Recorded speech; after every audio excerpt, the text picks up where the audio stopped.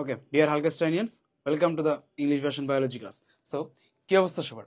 আজকে এটা আমাদের বায়োলজির প্রথম লাইভ ক্লাস। আজকে আমরা যে টপিকটা পড়বো সেটা হচ্ছে cell division. It's a very much basic chapter.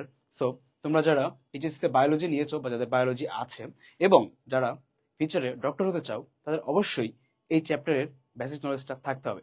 তাহলে তোমরা কি চাও না যে আমরা একসাথে শিখি, একসাথে শিখতে চাই?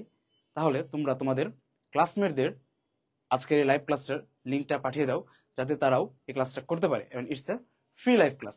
তাহলে আমরা 5 মিনিট ওয়েট করি। আমাদের টাইম হবে 7:35। ওকে, 7:35-এ আমরা শুরু করব। ওকে, তোমরা এখনই তোমাদের ক্লাসমেটকে, তোমাদের যে গ্রুপ আছে সেই গ্রুপে জানিয়ে দাও।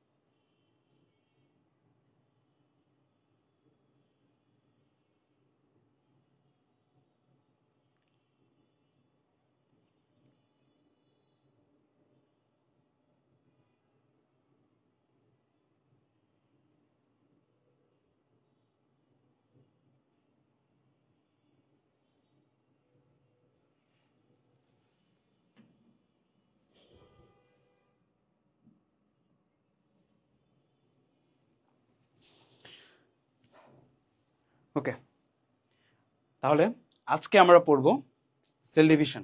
সেল ডিভিশন নিয়ে পড়ার আগে আমাদের এই কোর্স নিয়ে কিছু জেনারেল কোয়েশ্চেন এর আমি আনসার দিই। ফার্স্টে হচ্ছে আমাদের এই কোর্সটা আসলে কাদের জন্য? এই কোর্সটা কাদের জন্য? এই কোর্সটা আমরা দিচ্ছি মেইনলি এইচএসসি 27-এর ইংলিশ ভার্সন স্টুডেন্টের জন্য, এবং এর সাথে যারা এইচএসসি 26 আছো, তোমাদের মধ্যে যাদের বায়োলজির প্রিপারেশন মনে করো যে না এটা স্যাটিসফ্যাক্টরি না, তোমরাও চাইলে এই কোর্সটা কিনতে পারো এবং তোমাদের বেসিকটাকে আরো ভালো মতো নিয়ে তোমরা নেক্সট স্টেপে যেতে পারো। এবং আমরা জানি আমাদের দেশে যেটা হয় যে আমরা যখন কোনো অ্যাডমিশন বা কোনো এক্সাম দিই, আমাদেরকে বাংলা ভার্সনের ক্লাসগুলো ফলো করতে হয়। এই কোর্সের মাধ্যমে তোমরা যারা ইংলিশ ভার্সনের স্টুডেন্ট, তোমরা ইংলিশ ভার্সনের ক্লাসটাকে ফলো করেই এক্সামের জন্য বসতে পারবে। ঠিক, ওকে। সো কোর্সটা mainly English version student of HSC 27 and also HSC 26। আচ্ছা, তাহলে ভাইয়া আমরা এই এইচএসসিতে কোন কোন বই পড়বো? ওকে, আমাদের বুক লিস্টটা কেমন হবে, এটা নিয়ে অলরেডি একটা পুরো ভিডিও আমরা করেছি, যে ভিডিওটা আমাদের এই ইংলিশ ভার্সন গ্রুপে দেওয়া আছে, তোমরা চাইলে দেখতে পারো। আমরা বলেছি আমাদের বায়োলজির জন্য লাগবে মেনলি আবুল হাসান স্যারের বই, আর আমাদের যে বায়োলজি সেকেন্ড পার্ট অর্থাৎ জুওলজি, সেটার জন্য লাগবে হচ্ছে গাজী আজমল স্যারের বই। তো অনেকে কোশ্চেন করে যে ভাইয়া এই বায়োলজিটা আমি কিভাবে পড়বো। বায়োলজি পড়ার সবচেয়ে বেস্ট ওয়ে হচ্ছে ভিজুয়ালাইজেশন করা। ওকে, ভিজুয়ালাইজেশন করা, তুমি যখন একটা ক্লাস করছো সাথে সাথে ওটাকে ইমাজিন করে ট্রাই করো, দেন তুমি এই ক্লাসের ফুল একটা নোট নাও। ওকে, একটা ফুল একটা নোট করো। যখন এই ক্লাসটা শেষ, তুমি বইটাকে একবার ফার্স্ট থেকে লাস্ট রিডিং পড়ো, এবং এর সাথে তুমি ওটাকে হাইলাইট করো, যে লাইনগুলো তোমার দরকার সেই লাইনগুলোকে তুমি হাইলাইট করো। দেন ফাইনালি তুমি হচ্ছে টেস্ট পেপারে যাও, সেখানে আগের বছরে কি কোশ্চেন ছিল সেটাকে নিয়ে তুমি নিজেকে যাচাই করো। এইটা হচ্ছে বায়োলজি পড়ার ওয়ে। আর লাস্ট যে কোশ্চেনটা আসে যে ভাই এই ইভি কোর্স এটা আসলে কবে আসবে। তোমরা অনেক দিন ধরে ওয়েট করছো আমাদের ইংলিশ ভার্সন কোর্সটার জন্য। তোমরা জেনে অত্যন্ত খুশি হবে যে আমাদের ইংলিশ ভার্সন ক্লাসটা এই মাসেরই শেষে, অর্থাৎ হয়তোবা মোস্ট প্রবাবলি 29 বা 30th সেপ্টেম্বরে এটা লঞ্চ হয়ে যাবে। So stay connected in this group. আচ্ছা, আশা করি তোমরা তোমাদের ক্লাসমেটদেরকে এই কোর্সের এই ক্লাসের লিঙ্কটা পাঠিয়ে দিয়েছো তোমাদের মেসেঞ্জার গ্রুপগুলোতে। আমরা এখন শুরু করব সেল ডিভিশন। ওকে, আচ্ছা, সেল ডিভিশন। নাও প্রথম কোশ্চেন যেটা সেটা হচ্ছে হোয়াট ইজ এ সেল। একটা সেল কি? একটা সেল কি? আমরা যদি বলি একটা সেল কি, আমরা সবাই এই কোশ্চেনটার অ্যান্সার জানি যে cell is the structural as well as functional, কি বললাম, structural as well as functional unit of our body. তাহলে এটাকে স্ট্রাকচারাল কেন বলা হচ্ছে? স্ট্রাকচারাল বলার কারণ হচ্ছে এই একটা সেল, এই সেল অনেকগুলো মিলে টিস্যু, একটা টিস্যু তৈরি করবে, টিস্যু অনেকগুলো মিলে দেন সিস্টেম তৈরি করবে, এই সিস্টেমগুলো মিলে অর্গান তৈরি করবে, যে অর্গানগুলো মিলে আমাদের এই বডি। সো এই সেলটা একটা ইউনিট হিসেবে কাজ করছে, এই জন্য এটাকে স্ট্রাকচারাল ইউনিট বলা হচ্ছে। আবার এটাকে ফাংশনাল ইউনিট কেন বলা হচ্ছে? এটাকে ফাংশনাল ইউনিট বলা হচ্ছে কারণ আমাদের যে বায়োলজিক্যাল অ্যাক্টিভিটিস, মেটাবলিজম বা আদার অ্যাক্টিভিটিস, সবগুলো এই সেল কন্ট্রোল করে। ঠিক আছে, আমরা যে নিঃশ্বাস নিচ্ছি, প্রশ্বাস নিচ্ছি, নিঃশ্বাস ত্যাগ করছি, আমাদের এই বাতাসটা লাংসে গিয়ে লাংসের সেলের ভিতরেই ফার্স্টে যাচ্ছে। ঠিক আছে, তো এই সেল আমাদের সকল বায়োলজিক্যাল অ্যাক্টিভিটিস কন্ট্রোল করে, এই জন্য এটাকে স্ট্রাকচারাল অ্যান্ড ফাংশনাল ইউনিট বলা হচ্ছে। তাহলে একটা সেল, এটার ডিভাইড হওয়া কেন প্রয়োজন? কেন একটা সেল ডিভাইড হবে? আমরা সবাই জানি যে আমরা সবাই একটা সেল ছিলাম আগে। সেলের নাম কি? জাইগোট। এই একটা সেল থেকে আজ আমরা 100 ট্রিলিয়ন সেলের একটা মানুষ। ওকে, একটা সেল থেকে আমরা 100 ট্রিলিয়ন সেলের একটা মানুষ। কিভাবে হয়েছি? এই সেল ডিভিশনের মাধ্যমে। ঠিক আছে, আমরা যখন ছোট ছিলাম সেখান থেকে আমাদের সেল ডিভিশন হতে হতে আজ আমাদের হাতগুলো বড় হচ্ছে, পা বড় হচ্ছে, এইভাবে আমরা একটা পূর্ণবয়স্ক মানুষ হচ্ছি। Okay, so this is the necessity of the cell division. এবং আমরা জানি যে যখন মিওসিস হয় তখন কি হয়, একটা রিপ্রোডাক্টিভ মাদার সেল সেটারও ডিভাইড হয়। সেটা ডিভাইড হয়ে কি তৈরি করে? আমাদের স্পার্ম আর হচ্ছে ওভাম, অর্থাৎ আমাদের গ্যামেট তৈরি করে। সো এই গ্যামেটটাও লাস্টে হচ্ছে আমাদের এই রিপ্রোডাকশন এবং এই যে হোল ওয়ার্ল্ডের যে স্পেসিসগুলো এগুলোকে মেনটেন করে। সো এটা হচ্ছে আমাদের সেল ডিভিশনের ইম্পর্টেন্স। আচ্ছা, তাহলে আমাদের পরীক্ষায় যেটা লাগবে ফার্স্ট হচ্ছে সেল ডিভিশনের একটা ডেফিনেশন লাগবে। আমরা কি বলছি? The process by which one cell is divided into two or four cells is called cell division. এটা সেল হবে আসলে। আচ্ছা, the process by which one cell is divided into two or four cells is called cell division. আচ্ছা, যদি 2 হয় তাহলে এটাকে আমরা কি বলি? তাহলে এটাকে আমরা বলি mitosis, normally in our body, মানে ইউক্যারিওটিকে। আর যদি একটা সেল থেকে 4টা আসে এটাকে আমরা কি বলি? এটাকে আমরা বলি মিওসিস। এই চ্যাপ্টারটা তোমাদের এসএসসিতে ছিল। সো বেশিরভাগেরই কাছে এই চ্যাপ্টারটা আসলে বেসিকটা তোমাদের কাছে জন্য ক্লিয়ার। এই জন্যই আমি এই চ্যাপ্টারটাকে বেছে নিয়েছি লাইভ ক্লাসের জন্য, যাতে তোমাদের এই বেসিকটা বা যে আমাদের যে মেন ফান্ডামেন্টাল নলেজটা দরকার সেটা তোমাদের সবারই আছে। তাহলে আমরা কি বলছি? একটা সেল যদি 2টা সেলে যায় সেটাকে আমরা বলবো মাইটোসিস, একটা সেল যদি 4টা সেলে যায় আমরা সেটাকে বলবো মিওসিস। এখন যে সেলটা প্রথমে ছিল ওইটার নাম হচ্ছে মাদার সেল। কি নাম? ওইটার নাম হচ্ছে মাদার সেল। সেখান থেকে আমরা যেটা পাচ্ছি ওইটার নাম হচ্ছে ডটার সেল। এখন তোমরা ছেলেরা এটা মন খারাপ করতে পারো যে ভাইয়া এখানে ডটার সেল বললো, তাহলে সান কেন বললো না? ঠিক আছে, সান সেলও তো হতে পারতো, এটা কেন হলো না? এর কারণ হচ্ছে মাদার, আমরা জানি মাদার হচ্ছে প্রেগনেন্ট হয়, ঠিক আছে, এটা সেল হবে আসলে, কি বললাম, মাদার হচ্ছে প্রেগনেন্ট হয়, প্রেগনেন্ট হয়ে সে হচ্ছে ফাইনালি আমাদের এই ডটার বা সানকে হচ্ছে জন্ম দেয়, ঠিক আছে। ভবিষ্যতে কি হয়, এই ডটার সেল এটা আবার মাদার সেলে কনভার্ট হয়, ঠিক আছে, সে আবার বড় হয়, সে আবার প্রেগনেন্ট হয়, সে তখন আবার মাদার হয়, ঠিক আছে। বাট এটা কি ছেলেদের হয়? এটা তো ছেলেদের হয় না, এটা হচ্ছে মেয়েদের ক্যারেক্টারিস্টিক্স। এই কারণে মাদার সেল থেকে যে সেলটা আসে এটাকে আমরা বলতেছি ডটার সেল। আমরা সান সেল বলতে কোনো কিছু নাই, ঠিক আছে, এটা আসলে এক্সিস্ট করে না, আমরা কি বলি, ডটার সেল। ওকে, বুঝে গেছে? তাহলে একটা সেল থেকে এখানে মাইটোসিসের ক্ষেত্রে 2টা ডটার সেল আসবে, এখানে একটা মাদার সেল থেকে মিওসিসের ক্ষেত্রে 4টা ডটার সেল আসবে। বোঝা গেছে? আশা করি বুঝতে পেরেছ। ঠিক আছে, তাহলে এই সেল ডিভিশনটা ফার্স্টে কে ইনভেন্ট করে? Who discovered this cell division? প্রথমে সায়েন্টিস্ট ওয়াল্টার ফ্লেমিং। কি নাম বলছি? Scientist Walter Fleming. এই সায়েন্টিস্ট হচ্ছে মেইনলি ফার্স্টে আমাদের এই মাইটোসিস সেল ডিভিশন বা এই সেল ডিভিশনকে ইনভেন্ট করে। তো আমাদের এই বায়োলজি বইয়ে অনেক ধরনের সায়েন্টিস্টের নাম আছে। এই সবগুলো সায়েন্টিস্টের নাম আসলে তোমার মুখস্থ করতে হবে না।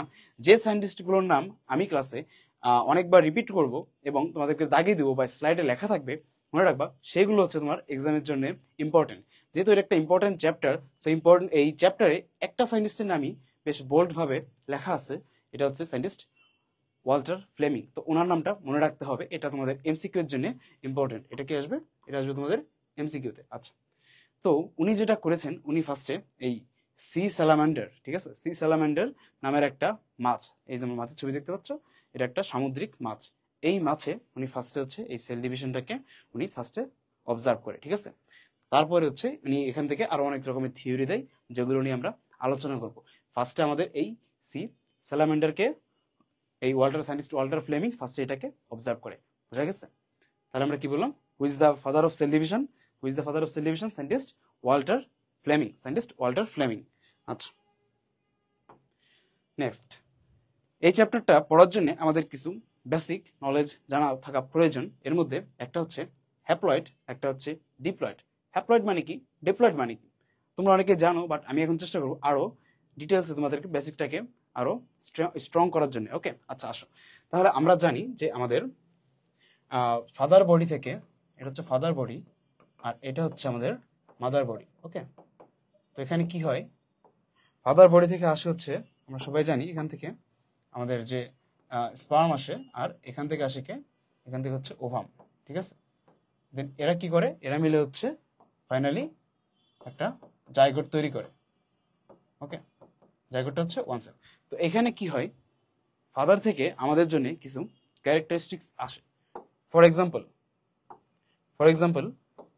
এইটা ধরো, এটা হচ্ছে আমার হাইটের জন্য ক্যারেক্টারিস্টিক্স, এটা আসলে কই থেকে, ফাদার থেকে, এটা অনুযায়ী আমি লম্বা হব।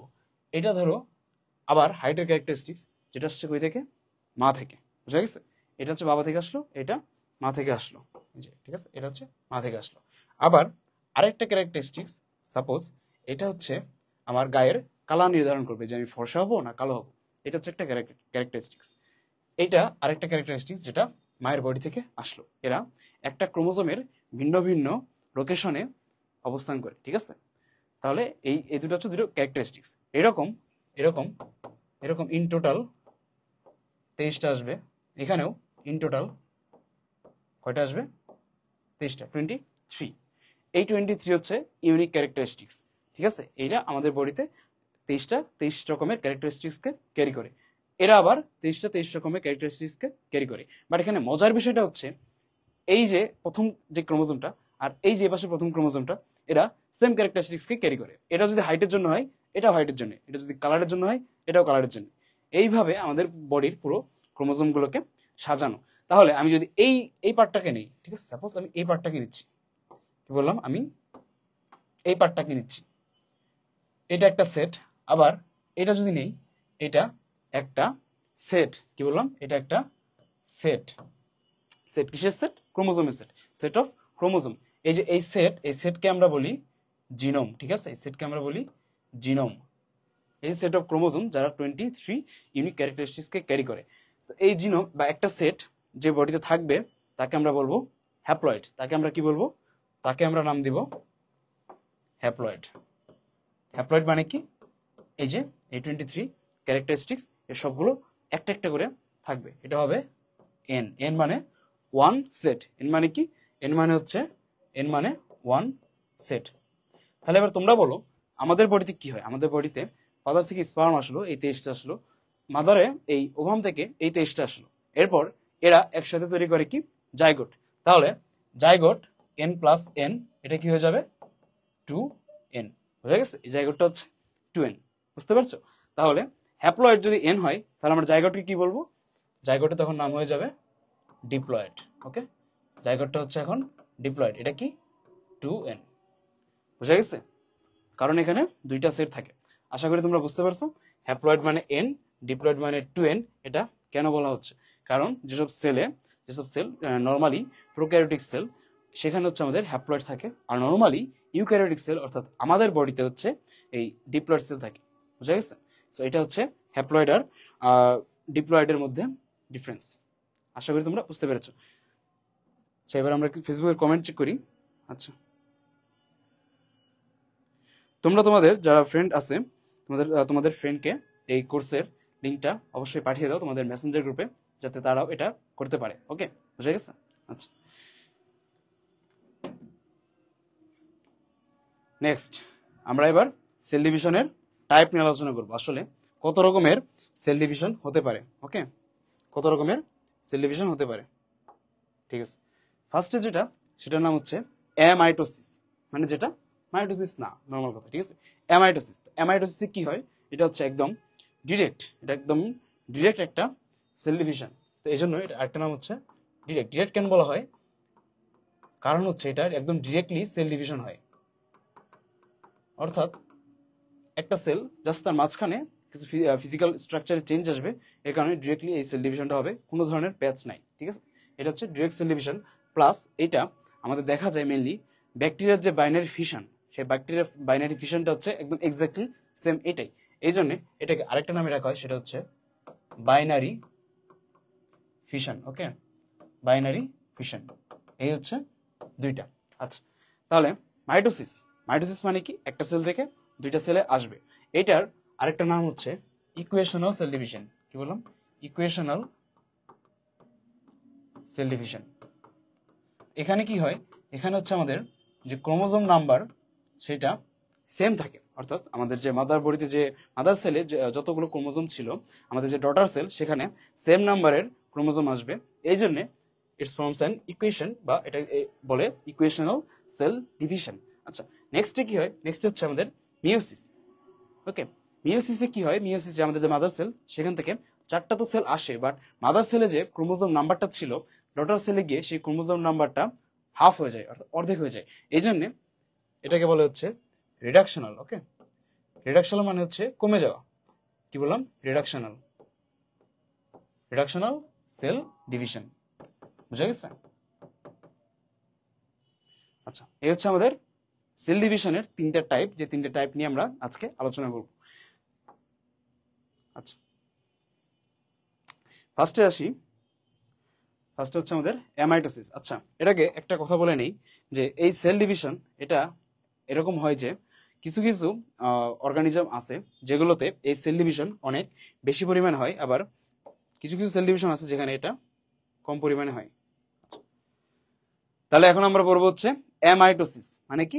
Direct cell division. অর্থাৎ এখানে কোনো ধরনের প্যাচ নাই, একদম ডিরেক্টলি এটা ফিজিক্যাল স্ট্রাকচার চেঞ্জ হওয়ার মাধ্যমে হবে। তো আমাদের পরীক্ষায় যেটা আসে এটা হচ্ছে বি নাম্বারের জন্য। ওকে, বি নাম্বারে হচ্ছে এটা 2 মার্কের জন্য আসে।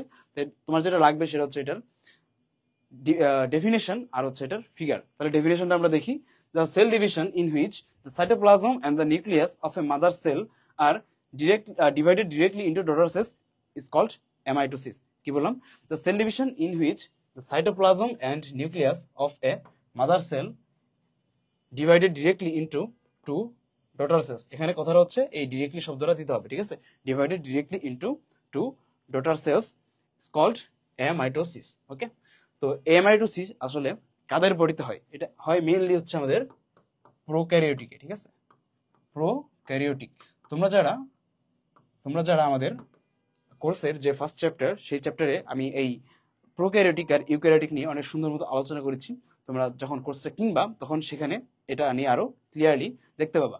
তাহলে ক্যারিওটিক মানে হচ্ছে নিউক্লিয়াস, আর প্রো মানে হচ্ছে এইটা নিউক্লিয়াসটা ওয়েল ডেভেলপড না, ঠিক আছে, এটা আগে ছিল, এই জন্য এটা প্রো নাম দেওয়া হয়েছে। তো এখানে কি হবে, আমাদের সেলুলার অর্গানিজ প্লাস নিউক্লিয়াস এগুলো ওয়েল ডেভেলপড না, এই জন্য এটাকে বলে প্রোক্যারিওটিক। প্রোক্যারিওটিকগুলোর মধ্যে কোনটাতে হয়? ইস্ট, অ্যামিবা আর হচ্ছে ব্যাকটেরিয়া, ঠিক আছে, মেইনলি এগুলোতে হয়। ব্যাকটেরিয়াতে বাইনারি ফিশন, যেটা একদম এক্স্যাক্টলি সেম এটা, east amoeba bacteria, east amoeba bacteria, এগুলো হচ্ছে প্রোক্যারিওটিক সেল। ওকে, আচ্ছা, এখানে আসলে কি হয়? এখানে যেটা হয়, এই ধরো একটা সেল, ঠিক আছে, এই ধরো একটা সেল, সেলের ভিতরে ধরো এই হচ্ছে আমাদের একটা নিউক্লিয়াস, ঠিক আছে, এই হচ্ছে সেলের ভিতরে নিউক্লিয়াস। কি বললাম? এটা হচ্ছে সেল আর এটা হচ্ছে নিউক্লিয়াস। তো এবার যেটা হয়, এই সেলটা এখানে এরকম হয়ে আসে, জাস্ট ফিজিক্যাল স্ট্রাকচারটা একটা চেঞ্জ আসবে। পাশাপাশি কি হবে, আমাদের এই নিউক্লিয়াসটা এরকম হয়ে যাবে, এই যে,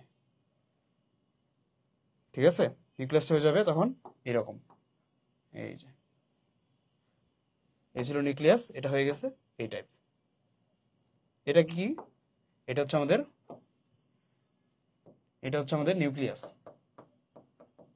বাট এটা কি ধরনের নিউক্লিয়াস? এটা হচ্ছে ইলংগেটেড নিউক্লিয়াস, লম্বা হয়ে গেছে, এই জন্য এটা ইলংগেটেড নিউক্লিয়াস। আচ্ছা, আর এটা হচ্ছে আমাদের ওভারঅল সেল। এবার কি হবে? এইবার এটা দুইটা সেলে কনভার্ট হয়ে যাবে। মানে কি দাঁড়াবে? এই একটা সেল, এই একটা সেল, সেলের ভিতরে এই তোমার নিউক্লিয়াস, এই যে নিউক্লিয়াস, এই যে নিউক্লিয়াস, বুঝা গেছে? তাহলে ছিল কয়টা? একটা, এটা হচ্ছে আমাদের মাদার সেল। এটা কি? এটা হচ্ছে আমাদের মাদার সেল, এটা হচ্ছে মাদার সেল। আর এই যে যে দুইটা আমরা পেলাম, এই দুইটা কি? এই দুইটা হচ্ছে ডটার সেল, ঠিক আছে, এই দুইটা হচ্ছে ডটার সেল, বুঝা গেছে? মাদার সেল থেকে দুইটা ডটার সেল আসলো কিভাবে? জাস্ট নিউক্লিয়াসটা ইলংগেটেড হলো, সেলের মাঝখানে ফিজিক্যাল স্ট্রাকচারটা একটু চেঞ্জ হলো, এই যে মেমব্রেন আছে, মেমব্রেনটা চেঞ্জের কারণে এরপরে একদম ডিরেক্টলি দুইটা সেলে কনভার্ট হলো, এই জন্য এটাকে বলে ডিরেক্ট সেল ডিভিশন, ঠিক আছে, ডিরেক্ট সেল ডিভিশন। আমাদের ব্যাকটেরিয়ার যে বাইনারি ফিশন এক্স্যাক্টলি সেম। ওকে, আচ্ছা, তাহলে এই যে দেখো, এটা হচ্ছে আমাদের অ্যামাইটোসিস। এই ফার্স্টে সেল থাকে, সেলের ভিতরে নিউক্লিয়াস থাকে, এটা হচ্ছে বাইরে সাইটোপ্লাজম, সেখানে এই মেমব্রেনে দুটো কনস্ট্রিকশন দেখা যায়, ঠিক আছে, মেমব্রেনে দুটো কনস্ট্রিকশন দেখা যায়। আস্তে আস্তে এই নিউক্লিয়াসটা এরকম বড় হয়, দেন এটা দুটো সেলে কনভার্ট হয়ে যায়, এটা হচ্ছে আমাদের daughter cell. Okay, so this is amitosis. এটা তোমাদের এক্সামে আসলে সিকিউ এর বি নাম্বারে আসে, সো লেস ইম্পর্টেন্ট। আচ্ছা, এবার আমরা যেটা নিয়ে পড়বো সেটা হচ্ছে সেল সাইকেল। এখান থেকে আমাদের আজকের পড়াশোনাটা শুরু। ওকে, এখান থেকে আজকে আমাদের পড়াশোনা শুরু, ঠিক আছে।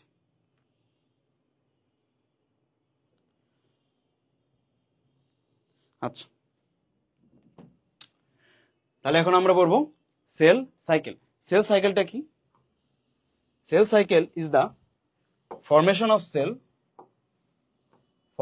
Sell, its growth and next division, ঠিক আছে, formation of cell, its growth and next division, this three function are completed by a cycle. এটা একটা সাইকেলের মাধ্যমে হয়, এটাকে বলা হচ্ছে তোমার সেল সাইকেল। এটা বেসিক্যালি তোমরা যখন অ্যাডমিশন দাও, ঠিক আছে, তো অ্যাডমিশনে কি হয়, আমাদের আলটিমেট গোল হচ্ছে অ্যাডমিশন দেওয়া। তো আমরা অ্যাডমিশন দেই, এই অ্যাডমিশনের জন্য আমরা পুরো বছর ধরে কষ্ট করি, ঠিক আছে। এই সেল সাইকেলটা আসলে ওইরকম একটা প্রিপারেটরি স্টেজ। আমরা পুরো বছর ধরে এই অনেকগুলো কাজ করি, আমরা ম্যাথ নেই, আমরা বায়োলজি নেই, আমরা কোচিং করি, ক্লাস করি, কলেজ করি, দেন আলটিমেটলি আমরা অ্যাডমিশন কোচিং করে একটা এক ঘন্টার একটা অ্যাডমিশন টেস্ট দিই, ঠিক আছে, ছোট্ট একটা অ্যাডমিশন টেস্ট দিই। ওই ছোট্ট টেস্টটাই হচ্ছে আমাদের সেল ডিভিশন, ঠিক আছে, সেল ডিভিশন। আর এই যে ফুল প্রিপারেশন, এটা হচ্ছে এই cell cycle, formation of cell, its growth and the next division. এটা কখন হয়? যখন হচ্ছে একটা সেল আরেকটা সেলের মাঝখানে, মানে সেল ডিভিশন আর একটা সেল ডিভিশনের মাঝখানে হচ্ছে এই মেনলি জিনিসটা হয় আর কি। তাই কি বললাম? What is cell cycle? Cell cycle is the formation of cell, its growth and the next division. These three functions are completed by a cycle called cell cycle. তো এই সেল সাইকেলটা কোন সায়েন্টিস্ট ডিসকভার করেন? ওনার নাম হচ্ছে scientist Howard and Pelc. কি নাম? Scientist Howard and Pelc. এইটা একবার হচ্ছে তোমার বোর্ড এক্সামে এসেছিল, এবং বোর্ড এক্সামে আসলে এটা ম্যাক্সিমাম টাইমই আসে হাওয়ার্ড অ্যান্ড পেল্কের নামটা, তো এটা ইম্পর্টেন্ট। কি বললাম? ইনি হচ্ছেন আমাদের সেল সাইকেলের ফাদার। ওকে, তো উনি আসলে কি বলছে? আচ্ছা, উনি যেটা বলছে সেটা হচ্ছে এই যেটা হচ্ছে আমাদের সেল সাইকেল। সেল সাইকেলের ভিতরে এই টাইমটা হচ্ছে ধরো আমাদের অ্যাডমিশন টাইম, আর এই যে পুরোটা হচ্ছে আমাদের এই এইচএসসি লাইফ বা আদার্স যা যা আছে, ঠিক আছে? তাহলে দেখো মাত্র 5 to 10% হচ্ছে আমাদের এমফেস মাইটোসিসটা হয়, সেল ডিভিশনটা হয়। বাকি 90 to 95% হচ্ছে আমরা প্রিপারেশন নেই। কি বললাম? 90 to 95% হচ্ছে আমরা প্রিপারেশন নেই, আর এই 5 to 10% হচ্ছে আমাদের মাইটোসিস। এই যে প্রিপারেশন স্টেজ, এটাকে বলে হচ্ছে ইন্টারফেস। কি নাম? ইন্টারফেস। তাহলে ইন্টার মানে কি?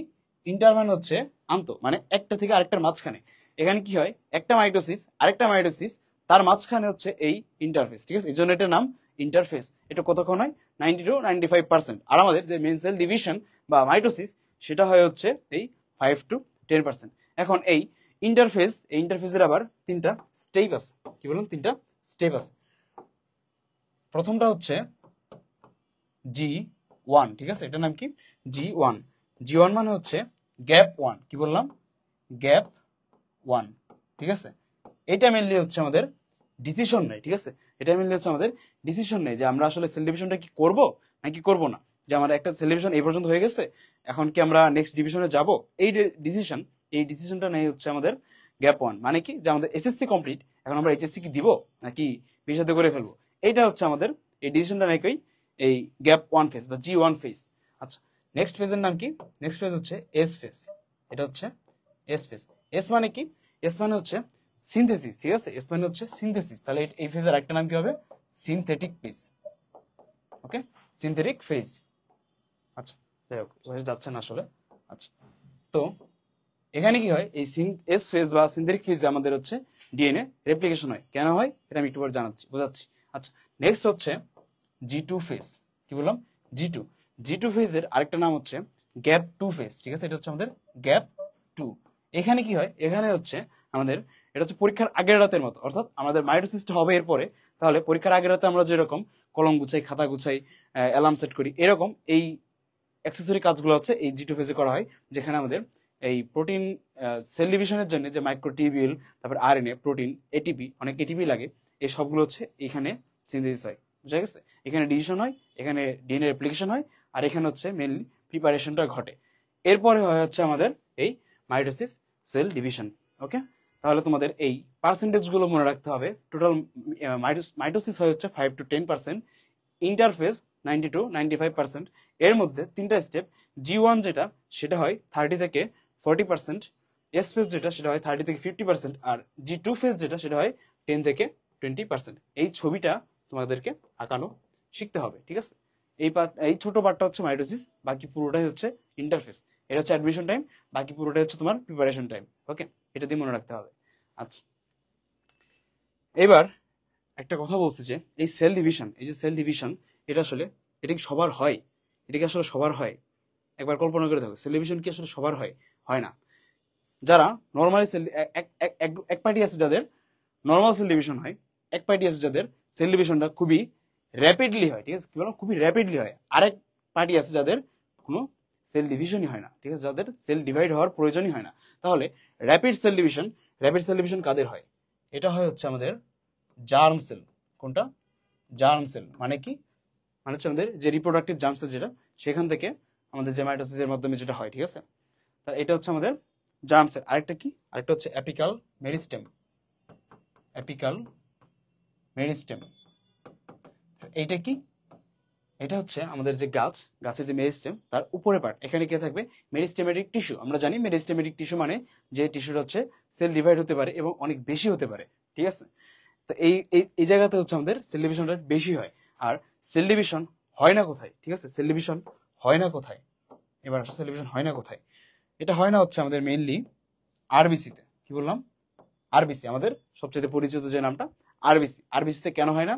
কারণ সেখানে সেন্ট্রিওল নাই, ঠিক আছে, আরবিসিতে সেন্ট্রিওল নাই। আর এই আরবিসি সেল ডিভিশন হতো আমাদের বডিতে, তখন হিমোগ্লোবিনটা আসলে কমে যেতে পারতো, ঠিক আছে। এই কারণে এই দুটো কারণ হচ্ছে আরবিসিতে সেলটা ডিভাইড হয় না। আচ্ছা, নেক্সট আমরা যেটা জানবো সেটা হচ্ছে মায়োসাইট। মায়োসাইট মানে কি? এখানে আমাদের যে মায়ো মানে হচ্ছে মাসেল, আর সাইট মানে হচ্ছে সেল, অর্থাৎ আমাদের যে মাসেলের সেল, সেই মাসেলের সেলগুলো কখনো ডিভাইড হয় না। আরেকটা কি আছে? আরেকটা আছে হচ্ছে আমাদের নিউরন, ঠিক আছে। নিউরন কেন? আমরা জানি আমাদের ব্রেনের ভিতর থাকে হচ্ছে নিউরন। এখন নিউরন কি ডিভাইড হয়? না, নিউরন ডিভাইড হয় না। কেন হয় না? আচ্ছা, আমরা কি জানি আমাদের যে স্মৃতিশক্তি বা মেমোরি, সেটা আসলে লোড করা থাকে এই নিউরনের ভিতরে। সো এখন তোমরা চিন্তা করো, যদি আমাদের এই নিউরনটা ডিভাইড হতো তখন কি হতো? আমরা নতুন নিউরন পেতাম, বাট আমাদের যে পুরাতন নিউরন সেগুলো আমাদের বডি থেকে এক্সক্রিট হয়ে যেত। তখন কি দেখা যেত? যে আমাদের নতুন মেমোরিগুলো মনে আছে, বাট আমাদের যে পুরাতন মেমোরি সেগুলো কোনো কিছু মনে নেই। ঠিক এই কারণে এই নিউরনটা ডিভাইড হয় না, ঠিক আছে। প্লাস এখানে অবশ্যই সেন্ট্রিওল নাই, এটাও একটা রিজন। বাট সেই মেমোরি লস যাতে না হয় এই জন্য সৃষ্টিকর্তা আমাদের এমনভাবে দিয়েছেন যাতে এই নিউরনটার ডিভাইড না হয়। ওকে, বুঝা গেছে? আচ্ছা, আরেকটা জায়গায় কোথায়? এটা তো আমাদের অ্যানিমাল বডি, ঠিক আছে। প্ল্যান্ট বডির কোথায় হয়? প্ল্যান্ট বডি হচ্ছে যে সেলটা পার্মানেন্ট, ঠিক আছে, permanent cells of plant. Permanent বোঝা যাচ্ছে যে এই সেলটার কখনো সেল ডিভাইড হবে না, কারণ সেখানে মেরিস্টেমিক টিস্যু নাই, পার্মানেন্টলি সেটা এই প্ল্যান্টে আছে, ঠিক আছে। তাহলে এই জায়গাগুলোতে হচ্ছে আমাদের সেল ডিভিশন হয় না, আর এই জায়গাতে হচ্ছে আমাদের সেল ডিভিশনটা একটু বেশি হয়, আর বাকি যেগুলো আছে সেগুলোতে নর্মালি আমাদের সেলটা ডিভাইড হয়। ওকে, আচ্ছা, ঠিক আছে। তাহলে আমরা আমাদের সেল সাইকেল নিয়ে জানলাম, যে এখানে হচ্ছে আমাদের একটা থাকবে মাইটোসিস, যেটা খুবই কম সময়, আর হচ্ছে আমাদের ইন্টারফেজ। এবার আমরা ইন্টারফেজ নিয়ে জানবো, আসো।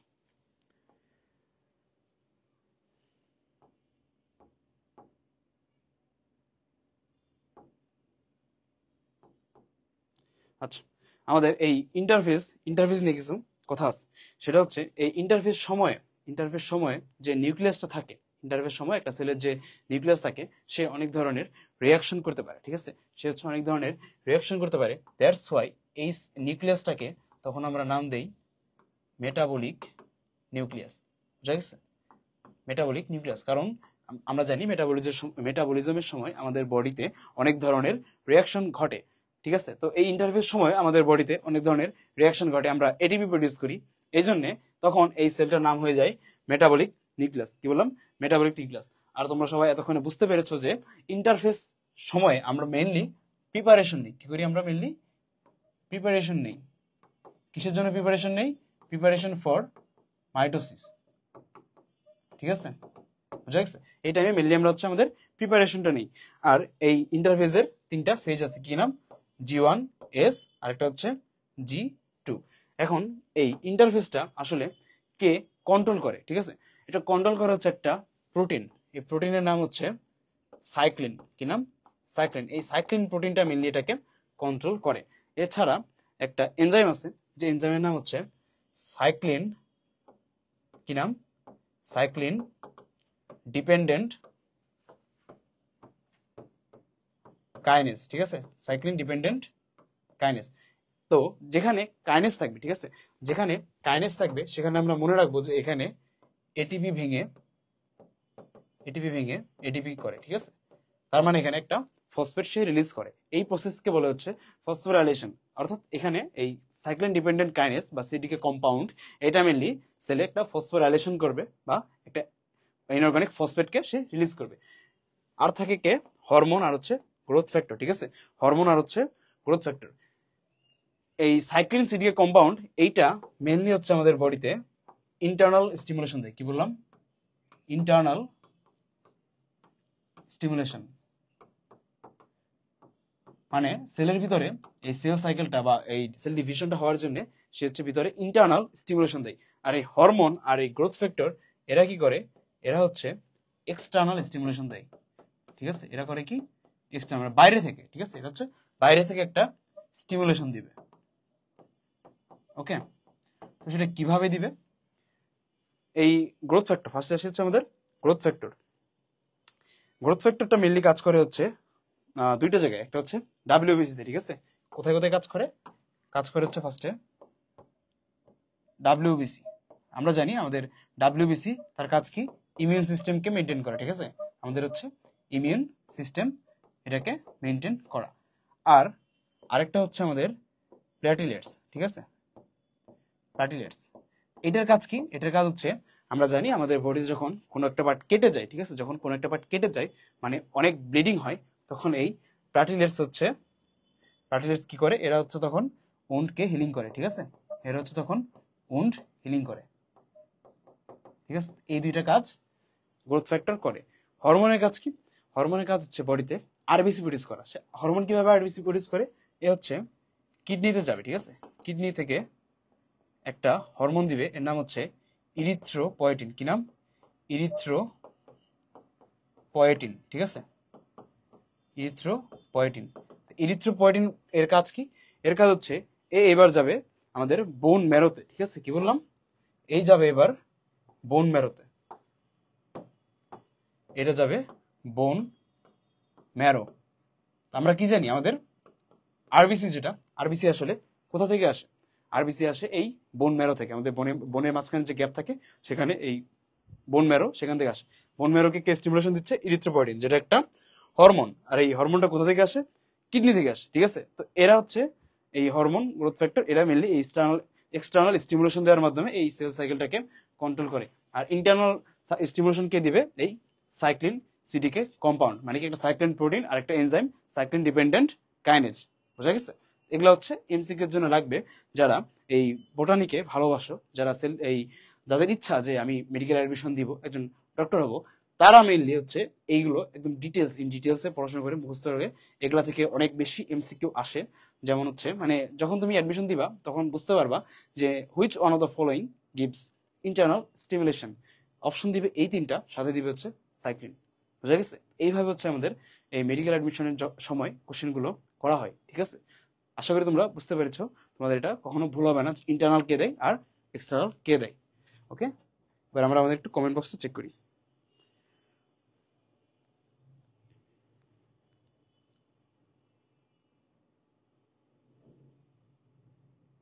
তোমরা তোমাদের ক্লাসমেটকে এই ক্লাসটার একটা লিঙ্ক পাঠিয়ে দাও, ঠিক আছে। যারা বর্তমানে ভিডিওটা দেখছো তোমাদের ক্লাসমেটকে এই লিঙ্কটা দিয়ে দাও।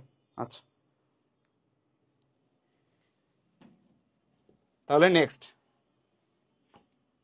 হচ্ছে আমরা এবার আমাদের তিনটা ফেজে যাব। আমরা কি বলছি? আমাদের ইন্টারফেজের টোটাল তিনটা ফেজ, G1, G2 আর একটা হচ্ছে এস ফেজ। তাহলে এই G1 ফেজে কি হয়, ঠিক আছে, এখানে মেনলি এই ডিসিশনটা নেওয়া হয়, ঠিক আছে।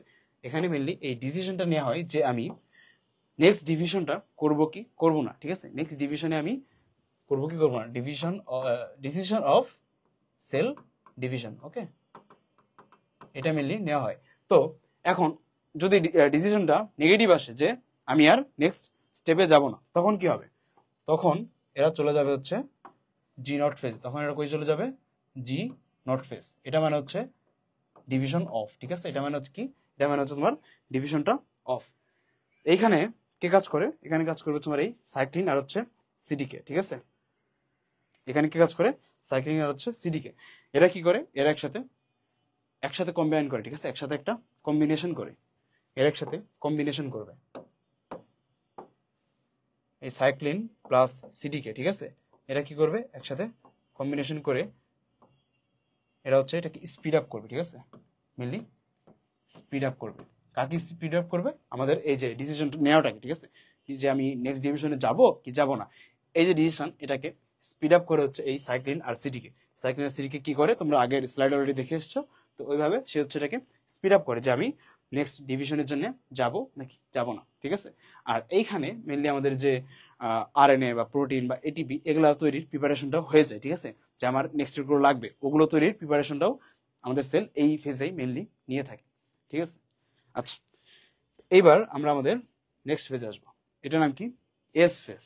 এস ফেজ তোমরা যখন ডিএনএ রেপ্লিকেশন পড়বা বা ওখানে যারা অলরেডি পড়েছো তারা ওখানে দেখেছো যেখানে একটা কথা লেখা ছিল, the DNA replication is held mainly in the S phase of cell division. সেই কথা হচ্ছে এটা এস ফেজ, ঠিক আছে। এস ফেজ, এস ফেজে কি হয়? ডিএনএ রেপ্লিকেশন হয়। তো এখন কথা হচ্ছে ডিএনএ রেপ্লিকেশন আসলে কি দরকার, কেন কেন এই ডিএনএ রেপ্লিকেশনটা হয়? আচ্ছা, আমি তোমাদেরকে বোঝাচ্ছি। আমরা এখন কি বলবো যে আমাদের একটা মাদার সেল থাকবে, এখানে একটা একটা মাদার সেল থাকবে, একটা মাদার সেল থেকে আমরা কি পাবো, দুইটা ডটার সেল পাবো, ঠিক আছে। তো এই মাদার সেলের ভিতরে কি থাকবে, ক্রোমোজোম থাকবে, এখানে এরকম ক্রোমোজোম থাকে, এটা এখানে আসবে, এটা এখানে আসবে, বুঝা গেছে। তাহলে এই ক্রোমোজোমে যদি সেলটা ডিভাইড না হয়, ঠিক আছে, এখানে যদি সেলটা ডিভাইড না হয়, ক্রোমোজোমের ভিতরে কি আছে, ডিএনএ আছে, এই ক্রোমোজোমের ভিতরে কে থাকবে, এখানে থাকবে ডিএনএ, ঠিক আছে। এই ডিএনএটা যদি ডিভাইড না হয়, ঠিক আছে, এটা আমি একটা দিয়ে করলে বেশি বেটার হতো। আচ্ছা, এই এবার দেখো, বললাম এই হচ্ছে আমার ক্রোমোজোম, ঠিক আছে। ক্রোমোজোমের ভিতরে কি আছে, ডিএনএ, ভিতরে এটা হচ্ছে ক্রোমোজোম, ভিতরে আছে ডিএনএ। এখান থেকে সেল ডিভিশন হয়ে আমরা দুইটা ডটার সেল পাচ্ছি, এর ভিতরে কে থাকতেছে, ক্রোমোজোম, ভিতরে এই সবুজটা হচ্ছে ডিএনএ। এখন আমি যদি এই ডিএনএ সেলটা ডিভাইড না করি, তখন কি হবে, যে কোনো একটা চলে আসবে, আরেকটা পাবে না, ঠিক আছে। তাহলে কি দাঁড়াবে, যে আমাদের সেল সবগুলো একসাথে একই কাজ করে, একটা সেলের ভিতরে এই ইনফরমেশনটা আছে, আরেকটা সেলের ভিতরে ইনফরমেশনটা নাই, একটা ভেবাচেক অবস্থা তৈরি হবে না। এটাকে প্রিভেন্ট করার জন্য হচ্ছে আমাদের এই রেপ্লিকেশনটা ফার্স্টে হয়ে যায়, ঠিক আছে। ডিভাইড হওয়ার আগেই আমাদের সেলটা রেপ্লিকেট করে, যাতে এখানকার যে ডিএনএটা আছে সেটা, এখানকার যে ডিএনএটা আছে সেটা ফার্স্টে হচ্ছে এরকম দুইটা ডিএনএতে কনভার্ট হয়ে যায়, কি বললাম, এরকম দুইটা ডিএনএতে কনভার্ট হয়। সেখান থেকে একটা ডিএনএ এর ভিতরে আসে, একটা ডিএনএ এর ভিতরে আসে। তাহলে আমরা মাদার সেল থেকে যে দুইটা ডটার সেল পাচ্ছি, দুইটার ভিতরেও মেসেজটা সেম, ঠিক আছে। ও যে কাজটা করছিল, এই দুইটার মধ্যে এটা যে কাজ করবে, এটা সেম কাজই করবে, ঠিক আছে, বোঝা গেছে। এই জন্য হচ্ছে আমাদের ডিএনএটার রেপ্লিকেশন হওয়া জরুরি। আচ্ছা, তো ডিএনএটার রেপ্লিকেশন কিভাবে হয়, আমরা জানি যে একটা ডিএনএ থাকে, এই ডিএনএ এর ভিতরে ফার্স্টে ওরি সিলেক্ট করা হয়, এর ভিতরে এনজাইমস কাজ করে, helicase enzyme, topoisomerase enzyme, DNA polymerase. এরপর কি হয়, এরা হচ্ছে দুইটা আলাদা আলাদা ডিএনএ তে কনভার্ট হয়, কি হয়, দুইটা এই যেরকম দুইটা আলাদা আলাদা ডিএনএ তে কনভার্ট হয়, ঠিক আছে। এটা হচ্ছে মাদার সেল, আর এটা হচ্ছে মাদার টেমপ্লেট, এটা হচ্ছে আমাদের যে নতুন টেমপ্লেট আমরা তৈরি করলাম। যারা তোমরা সেই ভিডিওটা দেখবা বা কোর্স কেনার পরে বা অলরেডি দেখে ফেলছো ওই ডিএনএ রেপ্লিকেশনের ভিডিওটা, সেখানে এই ডিএনএ রেপ্লিকেশন নিয়ে আলাদা একটা ভিডিও আছে 1 ঘন্টার, সেখানে এই ডিএনএ রেপ্লিকেশন নিয়ে আমি ডিটেলসে আলোচনা করেছি, ঠিক আছে। তো এই কারণে হচ্ছে আমাদের ডিএনএটা রেপ্লিকেশন হয়, যাতে আমাদের মেসেজটা ডটার সেলে ঠিক মতো যেতে পারে। আচ্ছা, নেক্সটে কি হয়, নেক্সট হচ্ছে এটা G2 ফেজ, ঠিক আছে। এটা কোন ফেজ, এটা হবে হচ্ছে আমাদের G2 ফেজ, ঠিক আছে। এই যেটা হচ্ছে G2 ফেজ। G2 ফেজে কি হয়, এখানে এটা হচ্ছে পরীক্ষার আগের রাত, কি বলছিলাম, এটা হচ্ছে পরীক্ষার আগের রাত, পরের দিন আমার এক্সাম। তাহলে এখন তুমি প্রিপারেশন নিবা, ঠিক আছে। মাইটোসিস জন্য যে তোমার প্রিপারেশনটা লাগবে, কি কি লাগবে, মাইটোসিস হওয়ার জন্য তোমার যে প্রিপারেশনটা লাগবে, সেই প্রিপারেশন নিবা। আমরা জানি আমাদের মাইটোসিসের সময় স্পিন্ডল ফাইবার তৈরি হয়, ঠিক আছে। স্পিন্ডল ফাইবার এগুলো হচ্ছে ফর্মেশন হয়, এটা আমরা 19 থেকে শিখে এসেছি। স্পিন্ডল ফাইবার সেটা আসলে কে ফর্ম করে, এটা আসলে কে ফর্ম করে, ঠিক আছে। স্পিন্ডল ফাইবারটা আসলে কে ফর্ম করে, এটা ফর্ম করে হচ্ছে মাইক্রো টিবিউল, ঠিক আছে। এটা ফর্ম করে হচ্ছে মাইক্রো টিবিউল, এটা হচ্ছে প্ল্যান্টের বডিতে। আর আমাদের বডিতে হচ্ছে সেন্ট্রিওল, ঠিক আছে। আমাদের বডিতে হচ্ছে সেন্ট্রিওল। এরা কি করে, এরা হচ্ছে স্পিন্ডল ফাইবার পরে যখন মাইটোসিস হবে তখন হচ্ছে এরা স্পিন্ডল ফাইবারকে তৈরি করবে। এই দুইটাকে প্রিপারেশন কখন করে, এই G2 ফেজে, যে এই দুইটাকে আমার লাগবে, এই দুটো আগে ভাগে এরা করে ফেলে। আচ্ছা, নেক্সট হচ্ছে এই যে বললাম মাইক্রোটিবিউল সিনথেসিস, ঠিক আছে, এটা বলছি। আর হচ্ছে ম্যাচুরেশন প্রমোটিং ফ্যাক্টর, এটার কাজ কি, এটার কাজ হচ্ছে এই যে G2 ফেজ, ঠিক আছে, এই G2 ফেজ থেকে এটাকে মাইটোসিসে নিয়ে যাওয়া, ঠিক আছে। G2 ফেজ থেকে মাইটোসিসে নিয়ে যাওয়া, এই কাজটা কি করে, ম্যাচুরেশন প্রমোটিং ফ্যাক্টর, ঠিক আছে। ফার্স্টে কি হবে, প্রিপারেশন অফ মাইটোসিস হবে, প্লাস এখানে হচ্ছে আমাদের যে ডিএনএ, দেন হচ্ছে তোমার আরএনএ, তারপর হচ্ছে তোমার এটিপি, ঠিক আছে, এই যে এনার্জি, সব কিছু এখানে তৈরি হবে, ঠিক আছে। এরা সব একদম নিয়ে দলবল নিয়ে নেক্সট ফেজে যাবে, কার মাধ্যমে, ম্যাচুরেশন প্রমোটিং ফ্যাক্টর। তো এটা ছিল হচ্ছে আমাদের সেল ডিভিশন। আর এখানে 4টা প্রোটিন আছে, ঠিক আছে, সাইক্লিন প্রোটিন। এই সাইক্লিন প্রোটিনের আবার 4টা টাইপ আছে, সাইক্লিন ডি, সাইক্লিন এ, সাইক্লিন বি। কি কি, সাইক্লিন ডি, সাইক্লিন ই, সাইক্লিন এ, আর হচ্ছে সাইক্লিন বি, ঠিক আছে। এই যেটাকে মনে রাখা যায় ডি, ই, এ, বি, এরকম, ঠিক আছে। তো এগুলোর কাজ কি, এগুলোর এক একটার এক এক ধরনের কাজ আছে। যেমন এই সাইক্লিন ডি, ঠিক আছে, সাইক্লিন ডির কাজ হচ্ছে এটাকে G1 থেকে এসে নিয়ে যাওয়া। ফার্স্টে কি করে, G1 থেকে এসে নিয়ে যায়। নেক্সট এটা এস থেকে জি টুতে নিয়ে যায়, ঠিক আছে। ফার্স্টে হচ্ছে জি1 থেকে এসে নিয়ে যায়, দেন হচ্ছে এস স্টেজ থেকে জি2, এই দুইটা স্টেজে নিয়ে যায় কে করে, সাইক্লিন ডি। এবার এই সাইক্লিন ই এর কাজ হচ্ছে এটা হচ্ছে আমাদের প্রিপারেশন নিবে। কার জন্য প্রিপারেশন নিবে? ডিএনএ রেপ্লিকেশনের জন্য। ডিএনএ রেপ্লিকেশন কোথায় হয়? এস ফেজে হয়, ঠিক আছে। তাহলে এটার কাজ কি? প্রিপারেশন ফর ডিএনএ রেপ্লিকেশন, ঠিক আছে, প্রিপারেশন ফর ডিএনএ রেপ্লিকেশন। নেক্সটে কি হবে? সাইক্লিন এ কি করবে? এই রেপ্লিকেশনটাকে ঘটাবে প্লাস এটাকে অ্যাক্সিলারেশন দিবে, ঠিক আছে। কি বললাম? অ্যাক্টিভেটস প্লাস অ্যাক্সিলারেট, ঠিক আছে। কাকে? ডিএনএ রেপ্লিকেশনকে। এটা প্রিপারেশন নেবে, এখানে অ্যাক্টিভেট প্লাস অ্যাক্সিলারেশন হবে। আর সাইক্লিন বি এর কাজ কি? এর কাজ হচ্ছে মাইটোসিসের জন্য আসলে যা যা লাগবে, ঠিক আছে, এর আসলে মায়ের মতো কাজ করে, যে পরীক্ষার আগের রাতে যে আমার ছেলে সবকিছু গোছানো আছে কিনা, এই কাজটা কি করে সাইক্লিন বি। এটার কাজ কি? Completes everything. বাকি যা আছে, এনার্জি বলো, এটিপি বলো, বাকি যা আছে সব হচ্ছে এই সাইক্লিন বি করে। বোঝা গেছে? এই হচ্ছে 4টা সাইক্লিন প্রোটিনের কাজ। আচ্ছা, তো ইন্টারফেসটা আসলে কেন করা হয়, আশা করি তোমরা তখন বুঝতে পারছো যে আসলে আমরা এতক্ষণ যা যা বললাম এটা আসলে কাজ কি। এটা কাজ হচ্ছে ফার্স্ট একটা ডিসিশন নেওয়ার জন্য, whether a cell will take part in the next division or not, it is determined in this stage, ঠিক আছে। ডিসিশন আসবে। এরপর কি হবে? all the components for the next cell division such as protein, DNA replication are produced in this stage, মানে sell ডিভিশনের জন্য তোমার যা যা লাগবে, ডিএনএ রেপ্লিকেশন, এনার্জি, সব দিবে হচ্ছে এই ইন্টারফেসে। তারপরে কি হবে? ডিএনএ রেপ্লিকেশন, এটা হচ্ছে সবচেয়ে বেশি ইম্পর্টেন্ট, ঠিক আছে। ডিএনএ রেপ্লিকেশন হবে। তারপরে there is formation of microtubules for spindle fibres required for cell division. আমরা জানি যে স্পিন্ডল ফাইবারটা কোথা থেকে আসে? মাইক্রোটিবিউল থেকে আসে। আর অ্যানিমাল বডিতে কই থেকে আসে? সেন্ট্রিওল থেকে আসে, ঠিক আছে। এই কাজটা কখন হবে? এই ইন্টারফেসে হবে। তারপর হচ্ছে প্রোডাকশন অফ নেসেসারি এটিপি, ঠিক আছে। শক্তি ছাড়া তো কোনো কিছু হয় না, ঠিক আছে। শক্তি কে দিবে? এটিপি। আচ্ছা, division will not occur, interface is absent, the multiplication of cell, complete maturation and development of organism will not be possible in absence of division, that means new organism will not be formed। এটা মানে কি? মানে হচ্ছে যদি মাইটোসিসটাই না হয়, মাইটোসিসটা যদি না হয়, একটা সেল তখন আর বড় হবে না। আমরা মাইটোসিসের ইম্পর্টেন্স জানবো, তখন এটা আরো বেশি ক্লিয়ার হবে, ঠিক আছে। তো এই হচ্ছে ইম্পর্টেন্স। আচ্ছা, এখন আমরা আমাদের আজকের মেইন পড়াটা শুরু করব, ঠিক আছে। এখন আমরা আজকে আমাদের মেইন পড়াটা শুরু করব।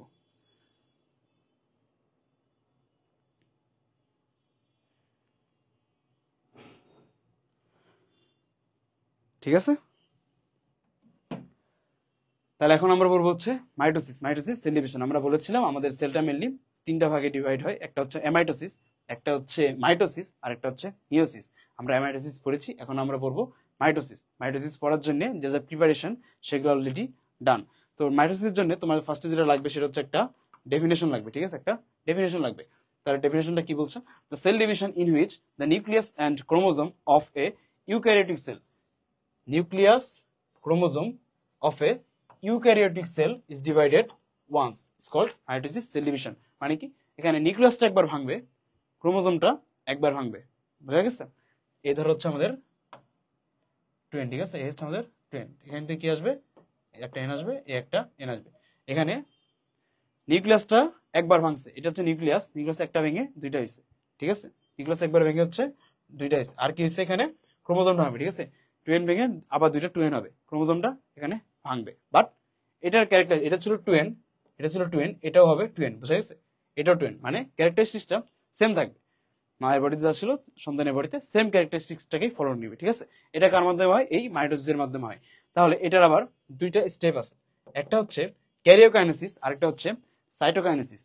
ক্যারিওকাইনেসিস মানে হচ্ছে, ক্যারিও মানে কি? ক্যারিও মানে হচ্ছে নিউক্লিয়াস, ঠিক আছে। ক্যারিও মানে নিউক্লিয়াস, মানে নিউক্লিয়াসের একবার, কাইনেসিস মানে হচ্ছে ডিভিশন, ঠিক আছে। নিউক্লিয়াসের একবার ডিভিশন হলো। এবার কি হয়? সাইটো, সাইটো মানে হচ্ছে সাইটোপ্লাজম, ঠিক আছে। সাইটো মানে হচ্ছে সাইটোপ্লাজম, এইটার আবার ডিভিশন হবে। তাহলে দুইটা স্টেপ হবে, ফার্স্ট আমাদের নিউক্লিয়াসটা ভাঙবে, এরপর আমাদের সাইটোপ্লাজমটা ভাঙবে, ঠিক আছে। এই দুইটা স্টেপে আমাদের মাইটোসিস সেল ডিভিশন হবে। ফার্স্ট আমরা ক্যারিওকাইনেসিস পড়বো, ঠিক আছে। তো মাইটোসিসটা কোথায় হয়? মাইটোসিস হয় হচ্ছে আমাদের অ্যাপেক্স অফ স্টেম, একটা স্টেমের অ্যাপেক্স মানে হচ্ছে তার মাথায়, তারপর হচ্ছে tip of the growing root, tip of the growing root, সেখানে হচ্ছে মেরিস্টেমিক টিস্যু থাকে, সেটা সেই জায়গাটা বেশি পরিমাণে সেল ডিভাইড হয়। আর হচ্ছে ক্যাম্বিয়াম, আর হচ্ছে all organs of the human body, আমাদের সব জায়গায় হয়, এটা মেনলি সব জায়গায় হয়, কিছু কিছু এক্সেপশন ছাড়া, এটা ইম্পর্টেন্ট না অতটা। আচ্ছা, নেক্সট হচ্ছে আমাদের প্রোফেস। এবার আমরা আমাদের স্টেপগুলোতে যাব। আসলে সত্যি বলতে এই মাইটোসিসটা একটা ধারাবাহিক, একটা কন্টিনিউয়াস প্রসিডিউরের মাধ্যমে হয়। এখানে আসলে এরকম প্রোফেস, প্রোমেটাফেস এগুলোকে ডিভাইড করা যায় না, বাট তোমাদের বোঝার সুবিধার্থে বা আমাদের বোঝার সুবিধার্থে এটাকে আসলে এই 5টা স্টেপে বা 4টা স্টেপে ভাগ করা হয়েছে, ঠিক আছে। বাট অ্যাকচুয়ালি এটা আসলে একটা কন্টিনিউয়াস প্রসেস, এটাকে আসলে ভাগ করা যায় না। তো প্রো মানে কি? প্রো মানে হচ্ছে যে স্টেপটা, প্রো মানে হচ্ছে আগে, ঠিক আছে, যে স্টেপটা আগে হবে, ঠিক আছে, এটা নাম দিচ্ছে প্রোফেস। তাহলে এখানে কি হয়, প্রোফেসে কি হয়, এটা হচ্ছে আমাদের একটা জিনিস মনে রাখবা, এই প্রোফেসটা হচ্ছে সবচাইতে লংগেস্ট। কি বললাম? এটা হচ্ছে আমাদের লংগেস্ট প্রসেস, ঠিক আছে। যতগুলো স্টেপ আছে মাইটোসিসের স্টেপগুলো আশা করি তোমরা সবাই জানো, প্রোফেস, প্রোমেটাফেস, মেটাফেস, অ্যানাফেস আর হচ্ছে টেলোফেস। আমরা পড়তেছি প্রোফেস, ঠিক আছে। এই এতগুলো স্টেপ, এর মধ্যে সবচাইতে লম্বা হচ্ছে এই প্রোফেস, সবচেয়ে বেশিক্ষণ ধরে এই প্রোফেসটা হয়। এখানে কি হয়, এখানে যেটা হয়, আমাদের যে ক্রোমোজোম, ঠিক আছে, ফার্স্ট হচ্ছে ক্রোমাটিন, ঠিক আছে, ক্রোমাটিন, এই ক্রোমাটিনটা ক্রোমোজোমে কনভার্ট হয়, ঠিক আছে। ক্রোমাটিনটা কি হয়, এটা হচ্ছে ক্রোমোজোমে কনভার্ট হয়। এরপরে আমাদের যে ক্রোমোজোম, এবার কি হয়, আমাদের এই যে ক্রোমোজোম,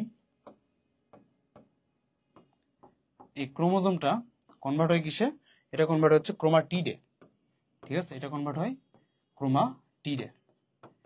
নেক্সট কি হয়, আচ্ছা এই বিষয়টা নিয়ে, এই যে ক্রোমোজোম, ক্রোমাটিন, ক্রোমাটিড, অনেক প্যাচ, ঠিক আছে, এটা অনেক প্যাচ থাকে। আমি এই বিষয়টাকে বুঝিয়ে দিচ্ছি ফার্স্টে, ঠিক আছে। এই ক্রোমাটিড কি, ক্রোমাটিন কি, আর হচ্ছে এই ক্রোমোজোম কি। আচ্ছা, একদম বেসিক থেকে আমরা শুরু করি। ফার্স্টে কি হয়, আমরা জানি যে আমাদের যে ক্রোমোজোমের ফরমেশন, সেটাকে যদি আমরা বলি, এটা হচ্ছে ধরো আমাদের একটা ডিএনএ, ঠিক আছে, এটা কি, এটা একটা ডিএনএ, এর সাথে অ্যাড হবে হচ্ছে একটা প্রোটিন, ঠিক আছে। এই প্রোটিনটার নাম হচ্ছে হিস্টোন প্রোটিন, ঠিক আছে। কি বললাম, এটা হচ্ছে হিস্টোন প্রোটিন, আর এটা হচ্ছে আমাদের ডিএনএ। এরা একসাথে বাইন্ড হয়ে তৈরি করবে হচ্ছে তোমার ফার্স্টে, আর ফার্স্টে তারা হচ্ছে একটা স্ট্রাকচার ফর্ম করে। ফার্স্টে তারা যে স্ট্রাকচারটা দেয়, এটার নাম হচ্ছে পলি নিউক্লিওসোম। কি বললাম, পলি নিউক্লিওসোম। এবার কি হয়, এরা কয়েল হয়, ঠিক আছে, কয়েল মানে হচ্ছে পেঁচানো, এরা কয়েলিং করে, কয়েলিং করার কারণে এরকম একটা স্ট্রাকচার দেয়, এরকম একটা স্ট্রাকচার দেয়, ঠিক আছে। এই যে স্ট্রাকচারটা দেয়, এইটার নাম হচ্ছে ক্রোমাটিন। কি বললাম, ক্রোমাটিন, যেটা আমরা নিউক্লিয়াসে নর্মালি দেখতে পাই, নিউক্লিয়াসে যেটা পাই সেটা হচ্ছে ক্রোমাটিন, ক্রোমাটিন ফাইবার যে বলে। তো ক্রোমোজোম কি, আমরা নর্মালি দেখতে পাই ক্রোমাটিন। একটা জিনিস মনে রাখবা, ক্রোমোজোম, ক্রোমোজোম শুধুমাত্র সেল ডিভিশনের সময় দেখা যায়, এই যে প্রোফেজ স্টেজ, শুধুমাত্র এই সময়ে আমাদের হচ্ছে এই ক্রোমোজোমটা দেখতে পাবো। বাকি সময় কে থাকবে, বাকি সময় থাকবে হচ্ছে ক্রোমাটিন। তাহলে যখন যখন হচ্ছে আমাদের সেল ডিভিশন আসবে, ঠিক আছে, এটা কি বললাম, সেল ডিভিশন, তখন হচ্ছে এটা এরকম একটা স্ট্রাকচার দিবে, এই যে, এই যে, ঠিক আছে। এই হচ্ছে আমার ক্রোমোজোম। এটা কি, এটা হচ্ছে ক্রোমোজোম। এটা কখন হবে, শুধুমাত্র এই প্রোফেজ স্টেজে। আমরা পড়তেছি কি, প্রোফেজ, এই প্রোফেজ টাইমে শুধুমাত্র আমরা ক্রোমোজোমকে দেখতে পাবো, বাকি ফুল টাইম কে থাকবে, ক্রোমাটিন। বুঝা গেছে? এইবার কি হবে, এই ক্রোমোজোমটা, তাহলে আমরা কি বললাম, এই যে ক্রোমাটিন ক্রোমোজোমে কনভার্ট হয়, ঠিক আছে, হয়ে গেছে। এটা কিভাবে হয়, ক্রোমো মানে হচ্ছে কালার, ঠিক আছে, ক্রোমো মানে কি, কালার। এখানে একটা কালার দেওয়া হয়, কালারের নাম হচ্ছে ফুল জিন, ঠিক আছে। কি বললাম, ফুল জিন। এই ফুল জিন কালারটা দেওয়ার কারণে এই ক্রোমাটিনটা ক্রোমোজোমে কনভার্ট হয়। ক্রোমো মানে হচ্ছে কালার, এই কোন কালার দেয়, ফুল জিন কালার, ঠিক আছে। ফুল জিন কালার দেওয়ার কারণে এই ক্রোমাটিনটা ক্রোমোজোমে কনভার্ট হয়। এবার কি হয়, এই ক্রোমোজোম, এই ক্রোমোজোমটা হচ্ছে ডিহাইড্রেশন হবে। কি বললাম, ডিহাইড্রেশন হবে। এবার এই ক্রোমোজোমের ডিহাইড্রেশন হবে। ডিহাইড্রেশন মানে কি, হাইড্রেশন মানে হচ্ছে পানি, ঠিক আছে। তাহলে ডিহাইড্রেশন মানে কি, পানি বের করে দেওয়া, মানে কি, পানি বের করে দেওয়া। আমরা তখন কি পড়লাম, এই যে ক্রোমোজোম, এটা এরকম ছিল, এখান থেকে যদি তুমি এটাকে পানিটাকে বের করে দাও, এটা এরকম হয়ে যাবে, ঠিক আছে, আরো মোটা প্লাস আরো চিকন হয়ে যাবে, ঠিক আছে। এটা ছিল লম্বা, প্লাস হচ্ছে তোমার চিকন, আর এটা হয়ে যাবে হচ্ছে মোটা প্লাস ছোট। কি হয়ে যাবে? Shorter plus thicker. বুঝা গেছে? এটা হচ্ছে টল প্লাস থিন, এটা হয়ে যাবে শর্ট প্লাস থিকার। কখন হবে? এই প্রোফেজ টাইমে হবে। কেন হবে? ডিহাইড্রেশনের কারণে এখান থেকে পানিটা বের হয়ে যাবে। তখন আমরা এটাকে বলবো হচ্ছে ক্রোমাটিড। ক্রোমোজোমটা কেমন ছিল? ক্রোমোজোমটা ছিল এরকম, আর ক্রোমাটিডটা কেমন হবে? এই যে এরকম, ঠিক আছে, শর্ট অ্যান্ড থিক। আর ক্রোমাটিন এটা আমরা অলওয়েজ দেখতে পাই, আর ক্রোমোজোম এটা শুধুমাত্র এই সেল ডিভিশনের সময় দেখতে পাই, এই প্রোফেজ টাইমে। আশা করি তোমাদের আর কোনোদিন এই ক্রোমাটিন, ক্রোমাটিড আর ক্রোমোজোম এই তিনটা নিয়ে ভুল হবে না, ঠিক আছে? এই তিনটা তুমি বুঝতে পারো, তোমার নেক্সট পড়াটা অনেক ইজি হয়ে যাবে, ঠিক আছে? তো তোমরা যারা লাইভ ক্লাসটা দেখছো, আশা করি বিষয়টা বুঝতে পেরেছো। ওকে, একজন বলছে ভাই কোন চ্যাপ্টার? এটা হচ্ছে সেল ডিভিশন চ্যাপ্টার, ঠিক আছে? এটা হচ্ছে সেল ডিভিশন। একজন বলছে ভাই পরীক্ষা কি ফিগার দেওয়া লাগবে? হ্যাঁ, অবশ্যই। বায়োলজিতে এক্সট্রা মার্ক পাওয়ার জন্য আমরা যতবারই ফিগার অ্যাড করবো, ঠিক আছে? যতবারই ফিগার অ্যাড করব। আচ্ছা, তাহলে এই প্রোফেজ স্টেজে মেইনলি আমাদের কি হয়?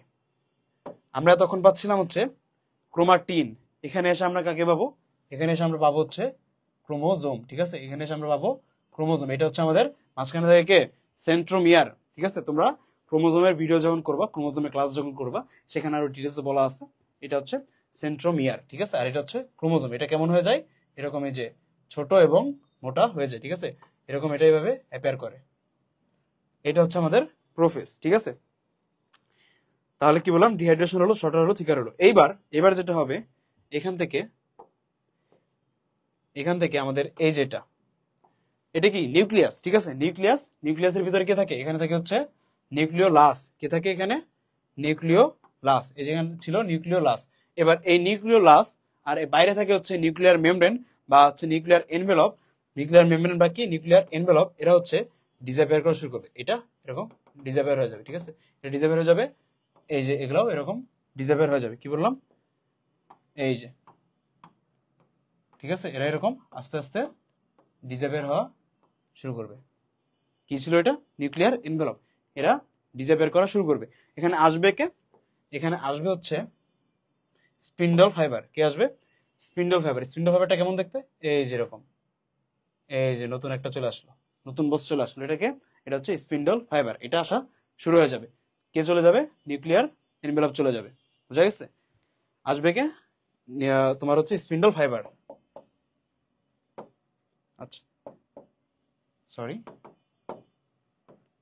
আচ্ছা, এখানে আসবে কি এখন আমাদের? Spindle fibre. আর কে চলে গেছে? চলে গেছে হচ্ছে তোমার নিউক্লিয়ার মেমব্রেন, ঠিক আছে? এই যে নিউক্লিয়ার মেমব্রেনটা হচ্ছে এখানে ডিসঅ্যাপিয়ার করবে। এখানে এটা ডিসঅ্যাপিয়ার করবে। আর অ্যাপিয়ার করবে কে? অ্যাপিয়ার করবে হচ্ছে স্পিন্ডল ফাইবার। এখন তোমরা আমাকে বলো, তোমরা কমেন্ট বক্সে লেখো যে এই স্পিন্ডল ফাইবারটা আসলে কখন হয়, ঠিক আছে? স্পিন্ডল ফাইবারটা কারা করে? স্পিন্ডল ফাইবার এটা আসলে কারা করে?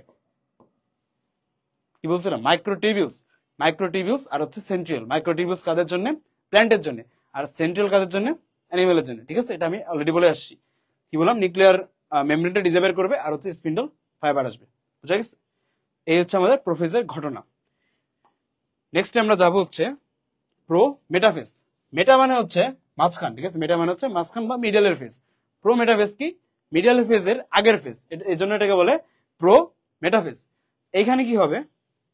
এখানে যেটা হবে সেটা হচ্ছে এই যে এনভেলপটা ছিল আগের ফেজ, আমরা আগের ফিগারে আসি। এই যে তোমার নিউক্লিয়ার মেমব্রেন বা নিউক্লিয়ার এনভেলপ, এটা হচ্ছে এখানে স্টার্ট, মানে এখানে ডিসঅ্যাপিয়ার হওয়া স্টার্ট করছিল, ঠিক আছে? এটা স্টার্ট ছিল। আর প্রো মেটাফেজে গিয়ে কি হবে? এখানে কমপ্লিটলি ডিসঅ্যাপিয়ার্ড হয়ে যাবে। এই দেখো নিউক্লিয়ার মেমব্রেনটা নাই। এটা কি? এটা হচ্ছে মাইটোটিক স্পিন্ডল, ঠিক আছে? এটা হচ্ছে স্পিন্ডল ফাইবার। এটা হচ্ছে স্পিন্ডল ফাইবার। এটা হচ্ছে আমাদের স্পিন্ডল ফাইবার, ঠিক আছে? আর আগে ছিল হচ্ছে নিউক্লিয়ার ফাইবার, ঠিক আছে? এখানে আগে ছিল হচ্ছে নিউক্লিয়ার ফাইবার, নিউক্লিয়ার এনভেলপ, ঠিক আছে? তাহলে আমরা কি বলতেছি? নিউক্লিয়ার এনভেলপ এটা হচ্ছে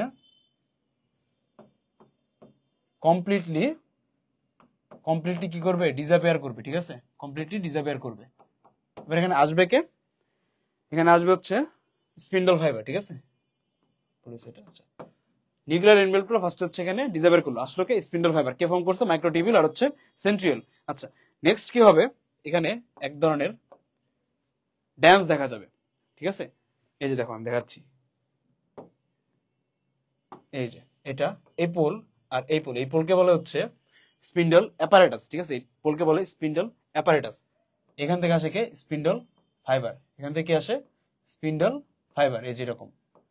এবার যেটা হবে, আমাদের যে ক্রোমোজোম যেটা আমরা পেয়েছি, এই ক্রোমোজোমটা এখানে এসে বাইন্ড করবে, এই যেরকম, ঠিক আছে, এই যে এখানে এসে বাইন্ড করবে।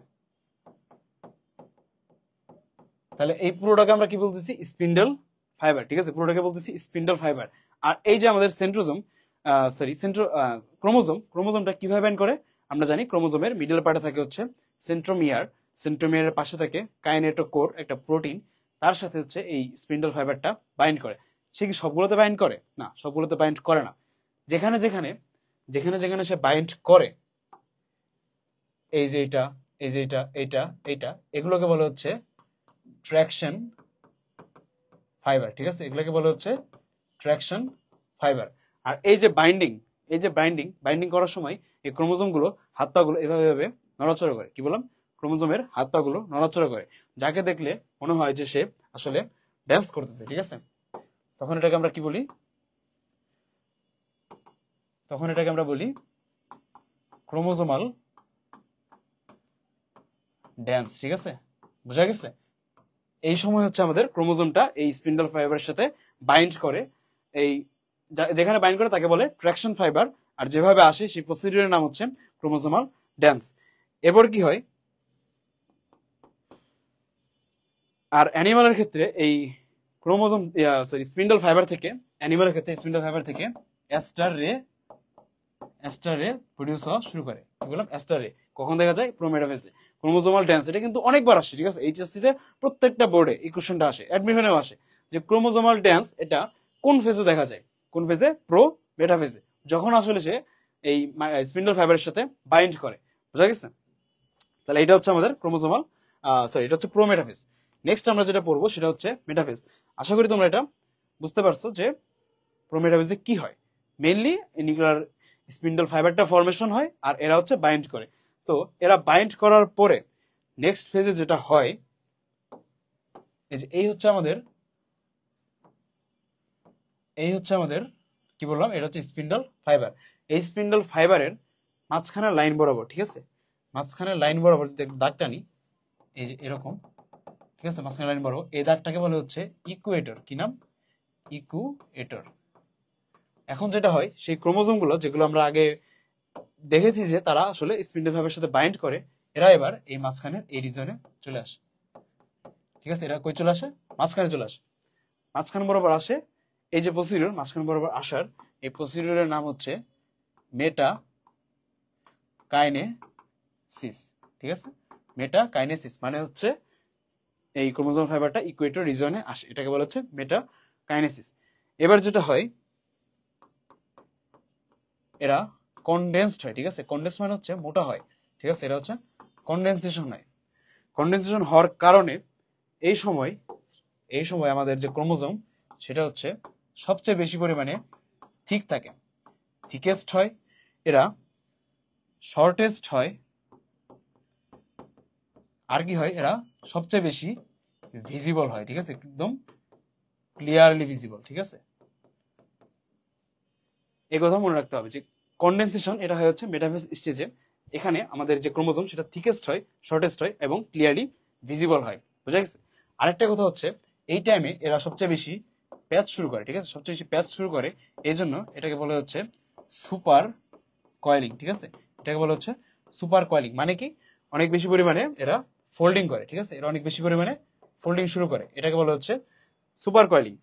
আরেকটা জিনিস যেটা হয় সেটা হচ্ছে, এইখানে এসে এই যে আমাদের ক্রোমোজোমটা, ঠিক আছে, এই ক্রোমোজোমটা এরকম ছিল, এই ক্রোমোজোমটা এই মাঝখান বরাবর ভাঙে, ঠিক আছে, এই মাঝখান বরাবর এরা ভাঙে, ঠিক আছে। তোমরা যদি আমার আগের কথাগুলো বুঝে থাকো তাহলে তোমরা এখানে গেস করতে পারছো এখানে আসলে আমাদের ক্রোমাটিড আছে দুইটা, ঠিক আছে।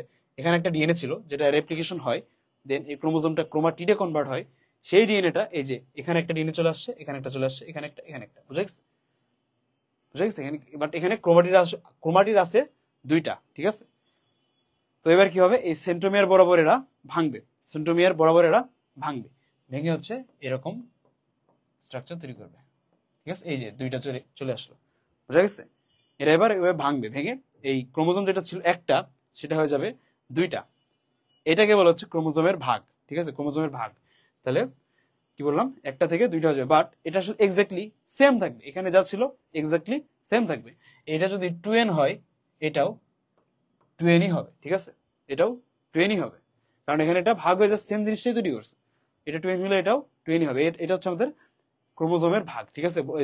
ডেফিনেশনে আমরা কি বলেছিলাম, নিউক্লিয়াস একবার ভাঙবে, ক্রোমোজোম একবার ভাঙবে, এই যে ক্রোমোজোম সে একবার ভাঙছে, বাট এটা আমাদের যে মাদার সেল তার একদম সেম ক্যারেক্টারিস্টিক্সকেই ক্যারি করে, বুঝা গেছে। তাহলে এটা হচ্ছে আমাদের মেটাফেজে হয়। আচ্ছা, আরেকটা যেটা সেটা হচ্ছে কি বললাম, আমরা লিখলাম এতক্ষণ, আমরা এটা দেখেছি যে আমাদের ক্রোমোমিয়ার, সরি এটা হচ্ছে ক্রোমোমিয়ার,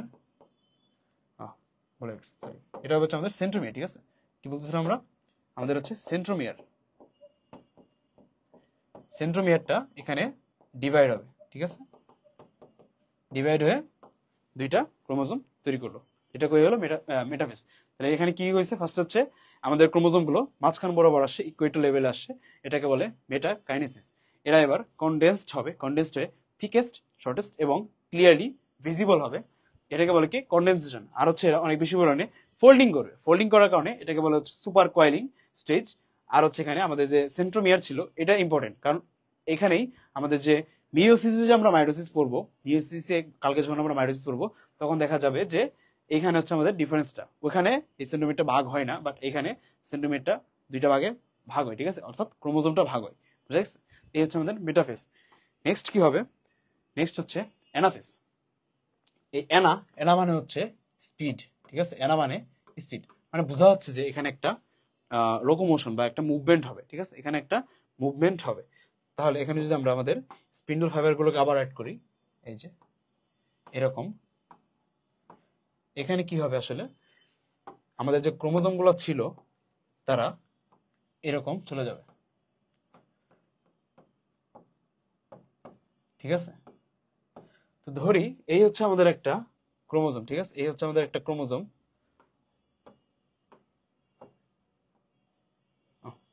সরি, এই হচ্ছে আমাদের ক্রোমোজোম।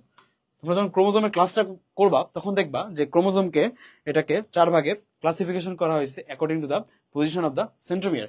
এই সেন্ট্রোমিয়ারটা যদি মাঝখানে থাকে তখন তাকে বলে হচ্ছে মেটাসেন্ট্রিক, যখন এটা মাঝখান থেকে দূরে থাকে তখন এটাকে বলে সাবমেটাসেন্ট্রিক, যখন এটা একদম কর্নারে থাকে তখন এটাকে বলে টেলোসেন্ট্রিক, আর যখন এটা কর্নার থেকে একটু দূরে থাকে তখন এটাকে বলে হচ্ছে অ্যাক্রোসেন্ট্রিক, বুঝা গেছে।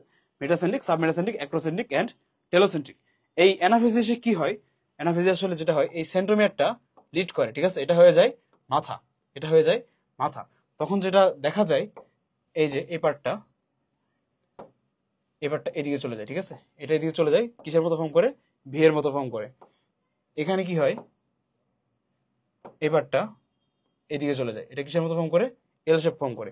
আর এইখানে যেটা দেখা যায় এটা এরকম জে এর মতো ফর্ম করে, কি বললাম, জে।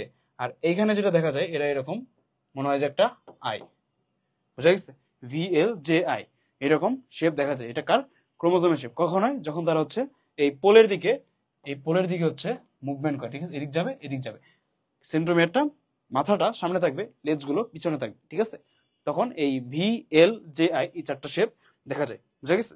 তাহলে এটা হচ্ছে আমাদের অ্যানাফেজ। লাস্টে কি হবে, লাস্টে হবে হচ্ছে টেলোফেজ, ঠিক আছে, লাস্টে কি হবে, লাস্টে টেলোফেজ। টেলোফেজ স্টেজে এসে আমাদের এই যে সেন্ট্রোমিয়ার গুলো এগুলো অলরেডি এখানে চলে আসছে, ঠিক আছে, এগুলো এখানে চলে আসছে, ক্রোমোজোম গুলো এই মাথায় চলে আসছে। তখন যেটা হবে, এটার চারপাশে, এটার চারপাশে এই যেরকম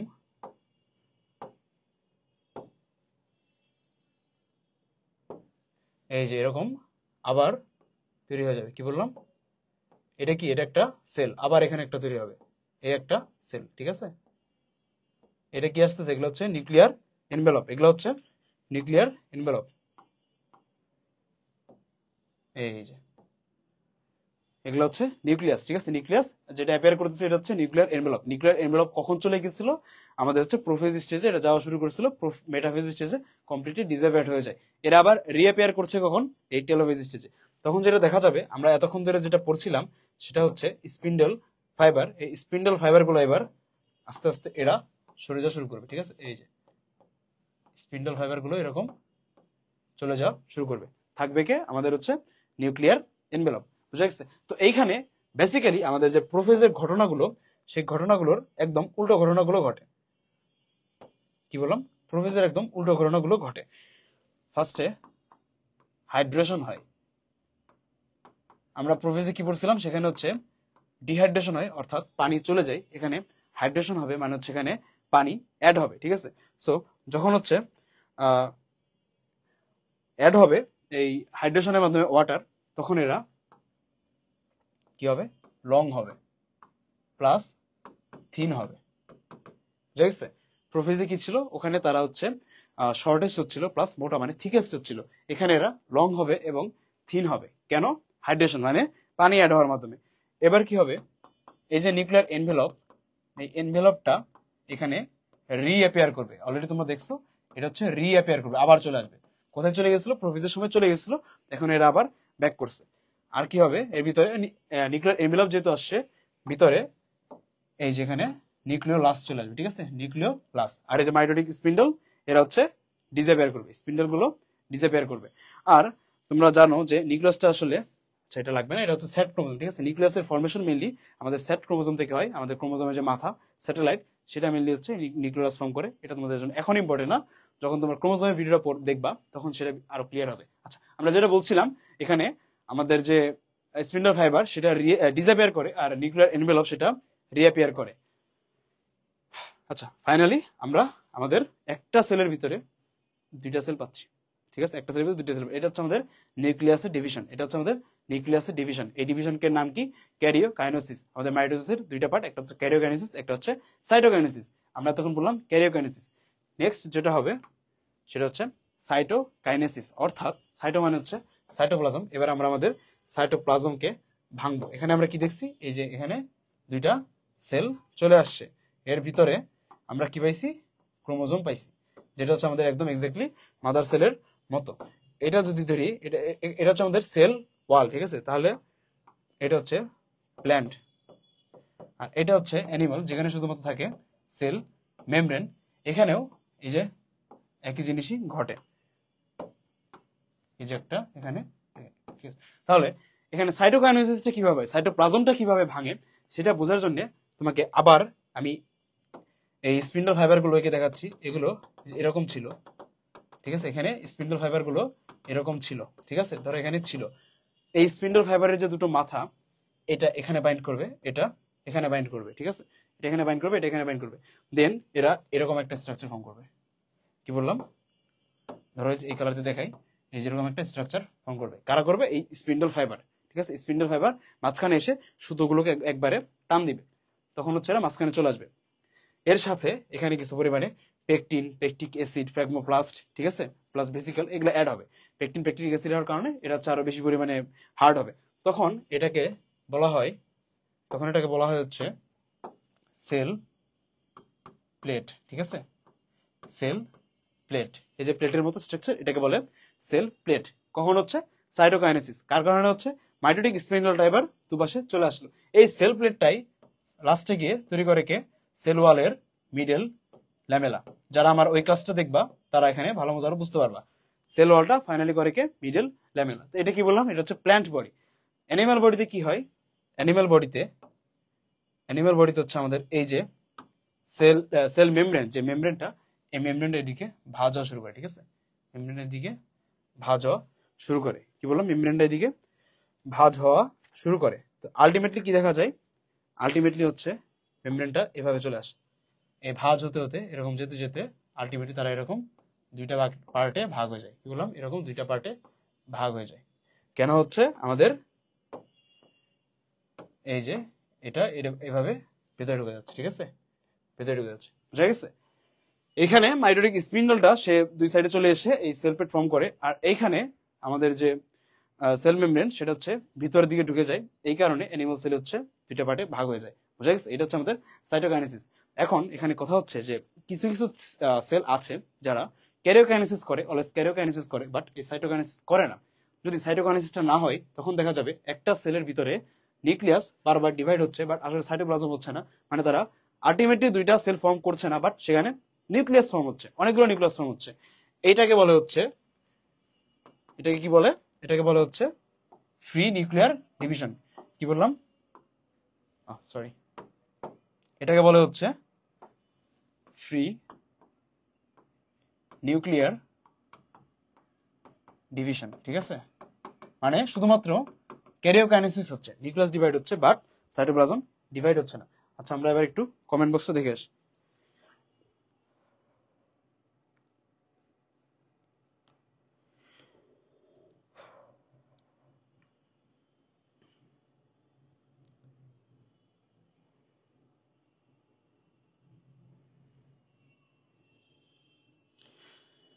ঠিক আছে, তাহলে কি বললাম? যেসব সেলে শুধুমাত্র ক্যারিওকাইনেসিস হচ্ছে বাট সাইটোকাইনেসিস হচ্ছে না, তাদের মধ্যে শুধুমাত্র নিউক্লিয়াস ডিভাইড করছে, এটাকে বলে ফ্রি নিউক্লিয়ার ডিভিশন। এটা কোথায় দেখা যায়? এটা আসলে কোথায় দেখা যায়? এটা দেখা যায় হচ্ছে আমাদের কোকোনাট ওয়াটার, আমাদের সবার প্রিয় কোকোনাট ওয়াটার, ডাবের পানি, ঠিক আছে? এইখানে মেনলি এই ফ্রি নিউক্লিয়ার ডিভিশনটা দেখা যায়। আর এটার একটা নাম আছে। যদি প্ল্যান্টে এই ঘটনাটা ঘটে, প্ল্যান্টে ধরো সাইটোকাইনেসিস হচ্ছে না, তখন এটাকে বলে হচ্ছে সিনোসাইটিক প্ল্যান্ট। কি বলে? Coenocytic plant. যদি এটা অ্যানিমেলে হয় তখন তাকে বলে হচ্ছে প্লাজমোডিয়াম। কি বলে? প্লাজমোডিয়াম। বোঝা গেছে? এটা যদি প্ল্যান্টে না হয়, প্ল্যান্টে যদি শুধুমাত্র নিউক্লিয়াস ডিভাইড হয় তখন সেটাকে বলে সিনোসাইটিক প্ল্যান্ট। যদি অ্যানিমালে শুধুমাত্র নিউক্লিয়াস ডিভাইড হয় তখন তাকে বলে প্লাজমোডিয়াম, ঠিক আছে? প্লাজমোডিয়াম। আচ্ছা, তাহলে এই হচ্ছে আমাদের সাইটোকাইনেসিস। সেখানে একটা কথা আমি স্কিপ করে গেছি, সেটা হচ্ছে এই যে এই কাজটা যে করে, এই কাজটা করে হচ্ছে মিলিয়ে আমাদের অ্যাক্টিন আর হচ্ছে মায়োসিন। কি বললাম? অ্যাক্টিন আর মায়োসিন মিলিয়ে এটাকে হেল্প করে যাতে সেল মেমব্রেনটা ভিতরের দিকে ঢুকতে পারে, ঠিক আছে? আচ্ছা, তো এই হচ্ছে আমাদের সাইটোকাইনেসিস। তাহলে এখন আমরা একটা সেল থেকে সে দুইবার ডিভাইড করছে। এই যে দেখছো না নিউক্লিয়াস, সে নিউক্লিয়াস তো দুইবার ডিভাইড হয়েছে, মাঝখানে ছিল, দুইবার চলে গেছে, নিউক্লিয়াস একবার ডিভাইড হয়েছে। আর ক্রোমোজোমটা কখন ডিভাইড হয়? ওইটা হয়েছে তোমার মেটাফেজে, ঠিক আছে? ওখানে সেন্ট্রোমিয়ার বরাবর ওটা ভাঙছে, যার কারণে ক্রোমোজোমটা দুইটা পার্টে ভাগ হয়েছে, ঠিক আছে? তাহলে আমাদের মাইটোসিসের যে ডেফিনেশন, সেই ডেফিনেশনটা আমরা আসলে আশা করি কমপ্লিট করলাম, যে the cell division in which nucleus and chromosome of a eukaryotic cell is divided once, অর্থাৎ নিউক্লিয়াস একবার ভাঙবে, ক্রোমোজোম একবার ভাঙবে, এটাকে বলতেছে সেল ডিভিশন, ঠিক আছে? তাহলে আমরা সেল ডিভিশন আসলে কি কেন করি, ঠিক আছে? সেল ডিভিশনটা আসলে আমাদের কেন দরকার, এখানে আসে এই পার্টটা ইম্পর্টেন্ট, যে আমাদের এই সেল ডিভিশনের দরকারটা কি। প্রথমে হচ্ছে formation of body and physical growth. আমাদের বডিতে ফার্স্টে ছিল একটা জাইগোট, ঠিক আছে? একটা স্পার্ম আর একটা ওভাম মিলে ফার্স্টে তৈরি করছিল জাইগোট। এই একটা মাত্র জাইগোট থেকে আজ আমরা ট্রিলিয়ন 100 ট্রিলিয়ন সেলের একটা মানুষ, ঠিক আছে? এই জাইগোট থেকে সেল ডিভিশনের মাধ্যমে, ঠিক আছে? তো এরা কি করছে? আলটিমেটলি আমাদের বডির ফরমেশন দিছে, প্লাস আমাদের যে আরো যে পার্টগুলো আছে বডি, সেগুলোর ডিভিশনের মাধ্যমে এটা আমাদের ফিজিক্যাল গ্রোথ দিছে, ঠিক আছে? হাত পা এগুলো ডিভাইড করার মাধ্যমে আমাদের বডির ফিজিক্যাল গ্রোথ দিছে। দেন হচ্ছে রিপ্রোডাকশন। এখন কথা হচ্ছে ভাইয়া, মাইটোসিস কিভাবে রিপ্রোডাকশনে হেল্প করে, বাট এটা এক্সেপশনাল, মানে হচ্ছে এটা করে কাদের জন্য? ইউনিসেলুলার ইউক্যারিওটিক, ঠিক আছে? শুধুমাত্র ইউনিসেলুলার ইউক্যারিওটিক এর মধ্যে একটাই আছে। কে আছে? নাম হচ্ছে তোমার ক্যালাইডোমোনাস, ঠিক আছে? কি নাম বললাম? ক্ল্যামাইডোমোনাস, ঠিক আছে? শুধুমাত্র এই অর্গানিজম ইউনিসেলুলার ইউক্যারিওটিক, এখানে হচ্ছে রিপ্রোডাকশনটা করবে হচ্ছে সে মাইটোসিসের মাধ্যমে। বুঝেছ? এটা কিন্তু এমসিকিউ এর জন্য ইম্পর্টেন্ট। নেক্সট, এটা হচ্ছে আমাদের রিপ্রোডাক্টিভ অর্গানকে ফরমেশন দেয়, ঠিক আছে? রিপ্রোডাক্টিভ অর্গান, আমরা জানি যে আমাদের রিপ্রোডাক্টিভ মাদার সেল সেটা ডিভাইড হয় মিওসিসের মাধ্যমে। আর এখানে হচ্ছে আমাদের রিপ্রোডাক্টিভ অর্গান, অর্থাৎ আমাদের জেনেটেলিয়া, এক্সটার্নাল জেনেটেলিয়া, ইন্টারনাল জেনেটেলিয়া, ঠিক আছে? Both in male body and female body, এখানে আমাদের এই ফরমেশনটা কি করতেছে, এই মাইটোসিস অর্গানের ফরমেশন, আর হচ্ছে রিপ্রোডাক্টিভ সেলের নাম্বারটা ইনক্রিজ করতেছে, ঠিক আছে, রিপ্রোডাক্টিভ সেলের নাম্বার। এটা কিভাবে করে, যখন আমরা মিওসিস পড়বো তখন দেখবো যে একটা সেল ফার্স্টে যে আমাদের মাদার সেল সেটা ডিভাইড হয়ে ফার্স্ট হচ্ছে আমাদের দুইটা সেলে আসে, দেন সেখানে আবার মাইটোসিস হয়, ঠিক আছে। মিওসিসের দুইটা ধাপ, প্রথম ধাপে হচ্ছে তোমার রিডাকশন ঘটবে, সেকেন্ড স্টেপে আবার মাইটোসিস হবে। তখন আমরা বিষয়টা নিয়ে ক্লিয়ার হব যে কিভাবে এরা হচ্ছে আমাদের রিপ্রোডাক্টিভ সেল এটার নাম্বারকে ইনক্রিজ করে। আচ্ছা, এবার কি করে, এরা আমাদের বডির স্পেসিফিক শেপ অ্যান্ড সাইজকে মেনটেন করে, ঠিক আছে। সেল ডিভিশন, ওই যে বললাম না G2 ফেজে, যে G1 ফেজে সেখানে ডিসাইড হয় যে আমাদের সেলটা নেক্সট ডিভাইড হবে কি হবে না। এইভাবে সে হচ্ছে আমাদের বডির একটা শেপ আর একটা হচ্ছে সাইজ এটাকে মেনটেন করে। নেক্সট হচ্ছে নিউক্লিয়াস আর সাইটোপ্লাজম এটার রেশিও মেনটেন করে, অর্থাৎ মাদার বডিতে যে নিউক্লিয়াস ছিল আর যে সাইটোপ্লাজম ছিল, দেন ডটারে যেটা আসবে সেটার যে রেশিও, সেই রেশিওটাকে অলওয়েজ মেনটেন করবে, সেটা একবারই ডিভাইড হবে। আর হচ্ছে ইকুয়ালিটি অফ ক্রোমোজোম, মাদার বডিতে 2n ছিল, ডটার বডিতে সেটা 2nই হবে, ঠিক আছে। এটাকে বলা হচ্ছে ইকুয়ালিটি অফ ক্রোমোজোম। এটা একবার ডিভাইড হয়েছে, বাট ভেতরে তো ডিএনএ ছিল, ডিএনএ তো আমরা রেপ্লিকেশন করে ফেলছি, সেই কারণে হচ্ছে এরা ইকুয়াল থাকে, ঠিক আছে, ক্রোমোজোমটা ইকুয়াল থাকে। আর কি বললাম, উন্ড হিলিং মানে হচ্ছে আমাদের বডির ধরো কোনো একটা জায়গা এরকম কেটে গেছে, ঠিক আছে, এরকম একটা জায়গা এই যে এখানে মাঝখানে কেটে গেছে, ঠিক আছে, এখানে কেটে গেছে, কেটে যাওয়ার পরে এই পাশটা ডিভাইড হবে, এই পাশটা ডিভাইড হবে, ডিভাইড হওয়ার মাধ্যমে তারা হচ্ছে এই দেন এই মাঝখানে যে ফাঁকা জায়গা সেটাকে রিমুভ করে দেবে, ঠিক আছে। এটা হচ্ছে আমাদের উন্ড হিলিং, ঠিক আছে, উন্ড হিলিং এ হেল্প করে। আর কি করে, আর হচ্ছে এরা কন্টিনিউয়াস রিপেয়ারিং করে, এটা লাগবে না। আচ্ছা, রিজেনারেশন, ঠিক আছে, রিজেনারেশন কিভাবে হেল্প করে, মাইটোসিস হচ্ছে আমাদের কি বললাম রিজেনারেশন করে। রিজেনারেশনে কিভাবে হেল্প করবে, এরা রিজেনারেশনে মেইনলি হেল্প করে হচ্ছে, আচ্ছা আমরা কমেন্ট বক্সটা একবার চেক করে আসি, ঠিক আছে। রিজেনারেশন আসলে সে সবার জন্য করবে না, সে কয়েকটা স্পেসিফিক জায়গায় করবে, সেটা হচ্ছে আরবিসি। আমরা জানি আমাদের আরবিসি সেল ডিভাইড হয় না, সে রিজেনারেট করে, ঠিক আছে, সে হচ্ছে রিজেনারেট করে, আরবিসি কোনো ডিভাইড হয় না, সে আবার তৈরি হয়। তাহলে এই যে এটাকে হেল্প করে কে, এটা হেল্প করে হচ্ছে তোমার মাইটোসিস। আর আরো আছে, আর হচ্ছে তোমার কর্নিয়ার যে সেল, ঠিক আছে, কি বললাম, কর্নিয়ার সেল, কর্নিয়াল সেল, আরবিসি আর হচ্ছে কর্নিয়াল সেল। এখানে হচ্ছে আমাদের রিজেনারেশন হয়, এদের হচ্ছে লাইফ স্প্যান কম, এরা ডেথ হয়, মারা যায়, দেন আবার তৈরি হয়। এখানে হেল্প করে হচ্ছে তোমার মাইটোসিস। আর হচ্ছে কোয়ালিটেটিভ স্টেবিলিটি, মানে একটা সেলের যে কোয়ালিটি, যে ইনফরমেশন, সেটা যখন ডিভাইড হবে দুইটা সেলে আসবে, ডটার সেল যে আমরা পাবো, সেখানে ওইটার কোয়ালিটি মানে ক্যারেক্টারিস্টিক্স যে কোয়ালিটি সেটা একদম সেম থাকবে, কোনো ধরনের ডেভিয়েশন ঘটবে না। এটাকে বলতেছে হচ্ছে তোমার মেনটেনিং কোয়ালিটেটিভ স্টেবিলিটি। আর হচ্ছে আনকন্ট্রোল মাইটোসিস, আনকন্ট্রোল মাইটোসিস হয়ে গেলে কিছু তোমার হচ্ছে ডিফেক্ট দেখা যাবে, একটা হচ্ছে টিউমার, আরেকটা হচ্ছে তোমার ক্যান্সার, ঠিক আছে, এরকম আরো অনেক কিছু আছে, তো এগুলো মেনলি বলা হয় টিউমার ক্যান্সার। তো এই হচ্ছে আমার ইম্পর্টেন্স, আর এই ইম্পর্টেন্সটা আমাদের এক্সামের জন্য একদম 5 স্টার টপিক, ঠিক আছে। প্রসিডিউর যত বেশি লাগে এর চেয়ে বেশি ইম্পর্টেন্স লাগে, ঠিক আছে। এই এমসিকিউ তো আসবে, সিকিউ তো আসবে, তোমার সি নাম্বারে দিবে হয়তো প্রসেস, আর ডি নাম্বারে দিবে হচ্ছে তোমার ইম্পর্টেন্স, ঠিক আছে। এভাবে আমাদের সিকিউ কোশ্চেন গুলো আসলে করা হয়ে থাকে। তো ইম্পর্টেন্স গুলো তোমাকে অবশ্যই ফার্স্ট অফ অল বুঝতে হবে, দেন এটাকে মেমোরাইজ করতে হবে, ঠিক আছে। আশা করি আমরা আমাদের মেইন পড়াটা বুঝতে পারছি। আচ্ছা, এবার আমরা বলবো আনকন্ট্রোল মাইটোসিস। এখানে কি হয়, ধরো তোমার বডির কোনো একটা পার্ট সে ডিভাইড হতেই আছে, ঠিক আছে, সে ডিভাইড হতেই আছে, বারবার সে সেল ডিভাইড হচ্ছে, তখন হবে হচ্ছে এটা আনকন্ট্রোলড মাইটোসিস, সে কন্ট্রোলের বাইরে চলে যাবে। তো এখানে মেকানিজমটা হচ্ছে P53 প্রোটিন, ঠিক আছে। P53 কি, এটা হচ্ছে একটা প্রোটিন। এই প্রোটিনের কাজ হচ্ছে ডিফেক্টিভ মাইটোসিসকে প্রিভেন্ট করা, মানে এর কাজ হচ্ছে মিলে একটা ডিসিপ্লিন দেয়, ঠিক আছে, কি বললাম, একটা ডিসিপ্লিন, ঠিক আছে।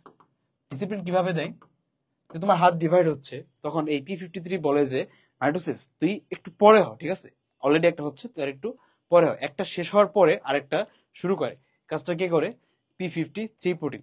তো তোমার বডিতে যখন এই P53টা ডিফেক্টিভ হয়ে যাবে, মানে এইটা ঠিকমতো কাজ করবে না, তখন কোনো ধরনের ডিসিপ্লিন মেনটেন হবে না, তখন একটা সেল সে বারবার মাইটোসিস হতেই থাকবে, ঠিক আছে, বারবার মাইটোসিস হতেই থাকবে। এটাকে বলা হচ্ছে আনকন্ট্রোলড মাইটোসিস, ঠিক আছে, আনকন্ট্রোল মাইটোসিস।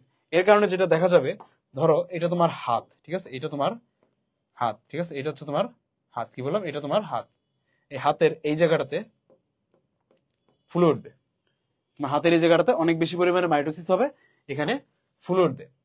ফুলে ওঠার পরে এটার নাম হবে হচ্ছে টিউমার। ঠিক আছে, এটার নাম কি? এটার নাম হচ্ছে টিউমার। টিউমার মানে হচ্ছে কোন একটা জায়গায় এরকম নর্মালি ফুলে ওঠা। তো এটা তখন করবে কি, এই পাশের সেলে ছড়িয়ে যাবে। ঠিক আছে, স্প্রিড করবে, এটা এই পাশের ছেলে স্প্রিড করবে। এই যে স্প্রিডিং, এই স্প্রিডিং এর নাম হচ্ছে ক্যান্সার। কি বললাম? স্প্রিডিং এর নাম হচ্ছে ক্যান্সার। কি বললাম? এই যে টিউমার, সে যে আশেপাশের সেলগুলোতে স্প্রিড করে, এটার নাম হচ্ছে ক্যান্সার। আর যে ফুলে উঠছে এটার নাম হচ্ছে টিউমার। বোঝা গেছে? তাহলে P53 কাজ বোঝা গেছে, টিউমার কি, ক্যান্সার কি, এটা বোঝা গেছে। আচ্ছা, এবার যেটা হবে, আমাদের কয়েকটা টার্ম লাগবে। আচ্ছা আসো, ফার্স্ট হচ্ছে অঙ্কোজিন। কি বললাম? ফার্স্ট হচ্ছে অঙ্কোজিন। অঙ্কোজিন কই? অঙ্কোজিন আছে এখানে? অঙ্কোজিন নাই। এই যে অঙ্কোজিন। অঙ্কোজিনের কাজ কি? এর কাজ হচ্ছে টিউমার করে। ঠিক আছে, এই যে তোমরা অনেক সময় দেখবা অঙ্কোলজিস্ট মানে কি, সে হচ্ছে এই ক্যান্সার, টিউমার এগুলোর সাথে ট্রিটমেন্ট দেয়। ঠিক আছে, তাহলে এই অঙ্কোজিন মানে যে জিনটা এই টিউমারটা ফর্ম করে, একটা জিন তো কাজ করবে, যে জিনটা কাজ করবে এই টিউমারের জন্য, এটাকে বলা হচ্ছে অঙ্কোজিন। আর এই টিউমার হওয়ার যে প্রসেস অঙ্কোজিনের কারণে, এটাকে বলা হচ্ছে তোমার অঙ্কোজেনেসিস। জেনেসিস মানে কোনো কিছু তৈরি হওয়া। ঠিক আছে, অঙ্কোজিন এটা তৈরি করে, এই জন্য এটাকে বলা হচ্ছে অঙ্কোজেনেসিস। এরপর হচ্ছে মিউটাজেন। ঠিক আছে, মিউটাজেন মানে কি? মিউটাজেন মানে হচ্ছে যে মেনলি কোন একটা মিউটেশন করে। ঠিক আছে, বোঝা গেছে? কোন একটা মিউটেশন করে। এই যে প্রসিডিউরটা টিউমার, ক্যান্সার, এটা এক ধরনের মিউটেশন। তাহলে এরা এখানে মিউটাজেনের কাজ করবে। ঠিক আছে, মিউটাজেনের কাজ হচ্ছে একটা মিউটেশনের মাধ্যমে এই টিউমারটা তৈরি করা। কার্সিনোজেন, কার্সিনো মানে হচ্ছে ক্যান্সার, কার্সিনো মানে ক্যান্সার। তাহলে যে সেল ক্যান্সারের জন্য দায়ী সেটা হচ্ছে কার্সিনোজেন। আর এর প্রসিডিউরকে কি বলবে? কার্সিনোজেনেসিস। ঠিক আছে, কার্সিনোজেনেসিস। আচ্ছা, নেক্সট আমরা যেটা বলবো সেটা হচ্ছে মেটাস্টেসিস। এখানে মেটাস্টেসিসটা মনে লেখা নাই। আচ্ছা যাই হোক, নেক্সট আমরা যেটা পড়বো সেটা হচ্ছে কি বললাম? মেটাস্টেসিস। মেটাস্টেসিসটা কি? মেটাস্টেসিসটা হচ্ছে এই যে টিউমারটা ছড়িয়ে এটা স্প্রিড করার মাধ্যমে যে ক্যান্সার হচ্ছে, এটাকে বলে তোমার মেটাস্টেসিস। কি বললাম? টিউমারটা এই যে স্প্রিড ছড়াচ্ছে। ঠিক আছে, এইটা নাম হচ্ছে তোমার মেটাস্টেসিস। এই প্রসিডিউরকে কি বলে? মেটাস্টেসিস। বোঝা গেছে? আচ্ছা, তাহলে আমরা টিউমার বুঝলাম, ক্যান্সার বুঝলাম, P53 কাজ বুঝলাম, অঙ্কোজিন বুঝলাম, অঙ্কোজেনেসিস বুঝলাম, কার্সিনোজেন বুঝলাম, কার্সিনোজেনেসিস বুঝলাম, মিউটাজেন মানে যে মিউটেশন করে, আর মেটাস্টেসিস এই যে প্রসিডিউর টিউমার থেকে ক্যান্সার হওয়ার, এটাকে বলা হচ্ছে মেটাস্টেসিস, টিউমারের স্প্রিড করা। ঠিক আছে, বোঝা গেছে? এই হচ্ছে একটা আনকন্ট্রোল মাইটোসিস। আরেকটা আছে হচ্ছে তোমার এটা সেল ডেথ। কি বললাম? এটা হচ্ছে সেল ডেথ। আগেরটা যেটা ছিল সেটা হচ্ছে আমাদের বডির জন্য খারাপ। ঠিক আছে, এই যে এখানেও খারাপ। এই যে নেক্রোসিস মানে কি? নেক্রোসিস মানে হচ্ছে death of the cell due to lack of nutrition. কি বললাম? Lack of nutrition. তোমার বডি যখন নিউট্রিশনের ঘাটতি দেখা যাবে, তখন আলটিমেটলি কি হবে? সেলটা মারা যাবে। ঠিক আছে, নিউট্রিশনের অভাবে সেলটা মারা যাবে। প্রসিডিউরের নাম কি? নেক্রোসিস। কিভাবে মনে রাখবো? এই যে এটার এন। ঠিক আছে, এই দুইটা এন দিয়ে তুমি মনে রাখতে পারছো। ল্যাক অফ নিউট্রিশন মানে হচ্ছে নেক্রোসিস। আর অ্যাপোপ্টোসিস কি? অ্যাপোপ্টোসিস হচ্ছে একটা সেলের প্ল্যানিং করার ডেথ। ঠিক আছে, কি বললাম? অ্যাপোপ্টোসিস হচ্ছে প্রোগ্রামড বা প্ল্যানিং করা। ঠিক আছে, প্ল্যান করা ডেথ, প্রোগ্রামড সেল ডেথ। এটা মানে কি? এটা মানে হচ্ছে, আমি তোমার একটা এক্সাম্পল দিই। ধরো এইটা হচ্ছে আমাদের হাত। কি বললাম? এই যে এটা হচ্ছে আমাদের হাত। ঠিক আছে, আরেকটা আঙুল আসবে। আচ্ছা যাই হোক, এই হচ্ছে আমাদের হাত। হাতে কি হবে? হাতে আমাদের যখন এমব্রায়োনিক লাইফ থাকে, এমব্রায়োনিক লাইফে এই হাতের মাঝখানে কয়েকটা সেল অ্যাপিয়ার করে। ঠিক আছে, এখানে কয়েকটা সেল অ্যাপিয়ার করে, এখানে কয়েকটা সেল অ্যাপিয়ার করে। হাতগুলো এরকম লাগানো থাকে। কি বললাম? হাতগুলো এগুলো লাগানো থাকে। বোঝার চেষ্টা করো। ঠিক আছে, ফার্স্ট হচ্ছে হাতগুলো এরকম লাগানো থাকবে। তখন আমাদের বডি বুঝতে পারে যে মাঝখানের যে সেলগুলো, এগুলোর আসলে কোনো কাজ নেই, এগুলো আসলে অকেজো। তখন কি হয়? এই মাঝখানের এই সেলগুলোকে এগুলোকে কেটে ফেলা হয়। ঠিক আছে, এগুলো মারা যায়, এগুলো মারা যাওয়ার পর কি হয়? ফাইনালি হচ্ছে আমাদের এই সেলগুলো, এই যে এক্সট্রা সেল, এগুলো মারা যাওয়ার পরে আমরা আমাদের এই যে হাতটা পাচ্ছি, সুন্দর একটা হাত পাচ্ছি। বোঝা গেছে? মাঝখানে সেলগুলো মারা যাওয়ার কারণে এই যে আমরা এবার হাতের মাঝখানে গ্যাপ পাচ্ছি, ফোল্ডিং হেল্প করতেছে, অনেক আছে হাতের, ঠিক আছে। এই তাহলে এটা আমাদের বডির জন্য ভালো নাকি খারাপ, বলো এটা আমাদের বডির জন্য ভালো নাকি খারাপ? অবশ্যই ভালো। তাহলে এটা কি, এটা হচ্ছে আমাদের বডির জন্য গুড। আগের গুলো ছিল ব্যাড, এটা হচ্ছে আমাদের বডির জন্য গুড। এই জন্য বলে প্রোগ্রামড সেল ডেথ, ঠিক আছে, যাতে তোমার বডির আরো হেল্প হয়। বুঝা গেছে? এটা হচ্ছে আমাদের অ্যাপোপ্টোসিস। অ্যাপোপ্টোসিস তোমরা যখন মাইটোকন্ড্রিয়া পড়বো তখন দেখবা যে এটাকে কন্ট্রোল করে মাইটোকন্ড্রিয়া, সেটা আবার ওই ভিডিও ওই চ্যাপ্টারে আছে। তাহলে এটা হচ্ছে আমাদের অ্যাপোপ্টোসিস, এটা হচ্ছে আমাদের মাইটোসিসের কারণে সেল ডেথ। আচ্ছা, তো ফাইনালি ফাইনালি আমরা আমাদের মাইটোসিস শেষ করলাম। আজকের ক্লাসে, আজকের লাইভে আমরা এই পর্যন্তই পড়বো। নেক্সট ক্লাসে হচ্ছে আমরা আমাদের মিয়োসিস নিয়ে জানবো, ঠিক আছে। নেক্সট ক্লাস হচ্ছে আমরা আমাদের মিয়োসিস নিয়ে জানবো। তো আমরা তোমাদের কমেন্ট বক্সটা একবার চেক করি।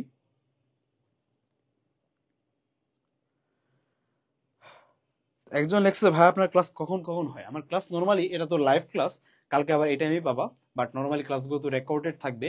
সো তোমরা যখন কোর্সটা লঞ্চ হবে, কোর্সটা আশা করি 29 বা 30 সেপ্টেম্বর, অর্থাৎ এই মাসের শেষেই আমরা কোর্সটা লঞ্চ করব। কোর্সটা অলরেডি তোমাদের জন্য এই গ্রুপে তোমরা দেখতে পাবা। তো তখন হচ্ছে রেকর্ডেড হিসাবে আমাদের ক্লাসগুলো থাকবে, তোমরা চাইলে সেখান থেকে দেখে নিতে পারো। বুঝা গেছে? আচ্ছা, একজন লিখছে ভাই এইচএসসি 27 এর জন্য। হ্যাঁ, ক্লাসটা মেইনলি হচ্ছে এইচএসসি 27 এর জন্য, কারণ এই এইচএসসি 26 এর জন্য এত ডিটেলসে আসলে কেউ যায় না। তো তারপরেও যদি তোমরা এইচএসসি 26 হও, তোমাদের জন্য মনে হয় যে না আমার প্রিপারেশনের অবস্থা একটু ভালো না, তোমরা চাইলে এটা করতে পারো, ঠিক আছে। মেইনলি এইচএসসি 26 এর ইংলিশ ভার্সন স্টুডেন্টের জন্য। আচ্ছা, তো আজকে আমাদের লাইভ ক্লাসের মেইন টপিক ছিল হচ্ছে এই মাইটোসিস, ঠিক আছে। মাইটোসিস। আমরা ক্লাসটা শেষ পর্যায়ে চলে এসেছি, আমাদের ক্লাস শেষ। আমি কিছু জেনারেল কথাবার্তা বলি। আমাদের আজকের যে পড়াশোনাটা ছিল মেইনলি হচ্ছে মাইটোসিস। এটা এইচএসসিতে অনেক বেশি ইম্পর্টেন্ট একটা টপিক, এবং অ্যাডমিশনের জন্য এই এই চ্যাপ্টার একটা বেসিক টপিক। এই জন্য দেখবা যে মেডিকেল অ্যাডমিশনে এখান থেকে প্রতিবার একটা দুইটা করে কোশ্চেন আসে, আর বোর্ড কোশ্চেন তো আসবেই, ঠিক আছে, মিস নেই। এখান থেকে যে মাইটোসিসের স্টেপগুলো থেকে কোশ্চেন আসে, ইম্পর্টেন্স থেকে আসে, এটার সাথে মিয়োসিসের কি ডিফারেন্স সেটা আসে। বুঝা গেছে?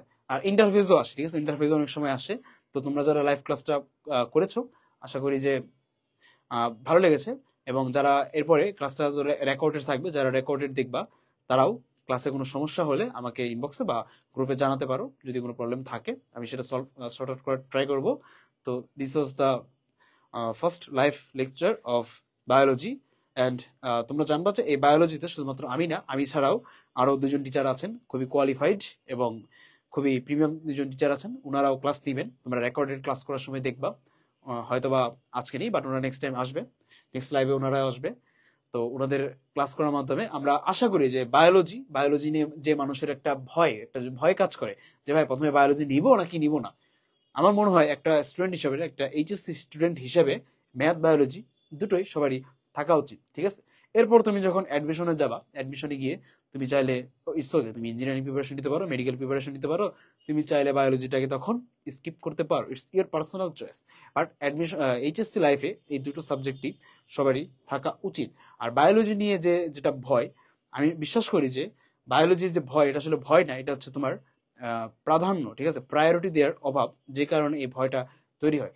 তোমরা এই ক্লাসগুলো মনোযোগ দিয়ে করবা, ফিগারগুলো আঁকানো শিখবা, কোশ্চেন সলভ করবা, দেখবা যে বায়োলজির প্রতি যে ভয় সেটা তোমার কেটে যাবে যদি তুমি বুঝে পড়াশোনা করতে পারো, ঠিক আছে। যে ভয়টা কাজ করবে না তোমার, তখন বায়োলজি পড়তেও ভালো লাগবে। তোমার আলটিমেটলি মনে হবে যে আমি অ্যাডমিশন টাইমে আমি বায়োলজি নিয়েই কোনো একটা সাবজেক্টে এক্সাম দিব, ফিউচারে বায়োলজি নিয়েই পড়বো, ঠিক আছে। বোঝা গেছে? সো এইভাবে নিজেকে মোটিভেট করতে হবে বায়োলজির জন্য। ওকে, তো ফাইনালি আমাদের লাইভ ক্লাসের আমরা শেষ মুহূর্তে চলে এসেছি। ওকে, ঠিক আছে, থ্যাংক ইউ।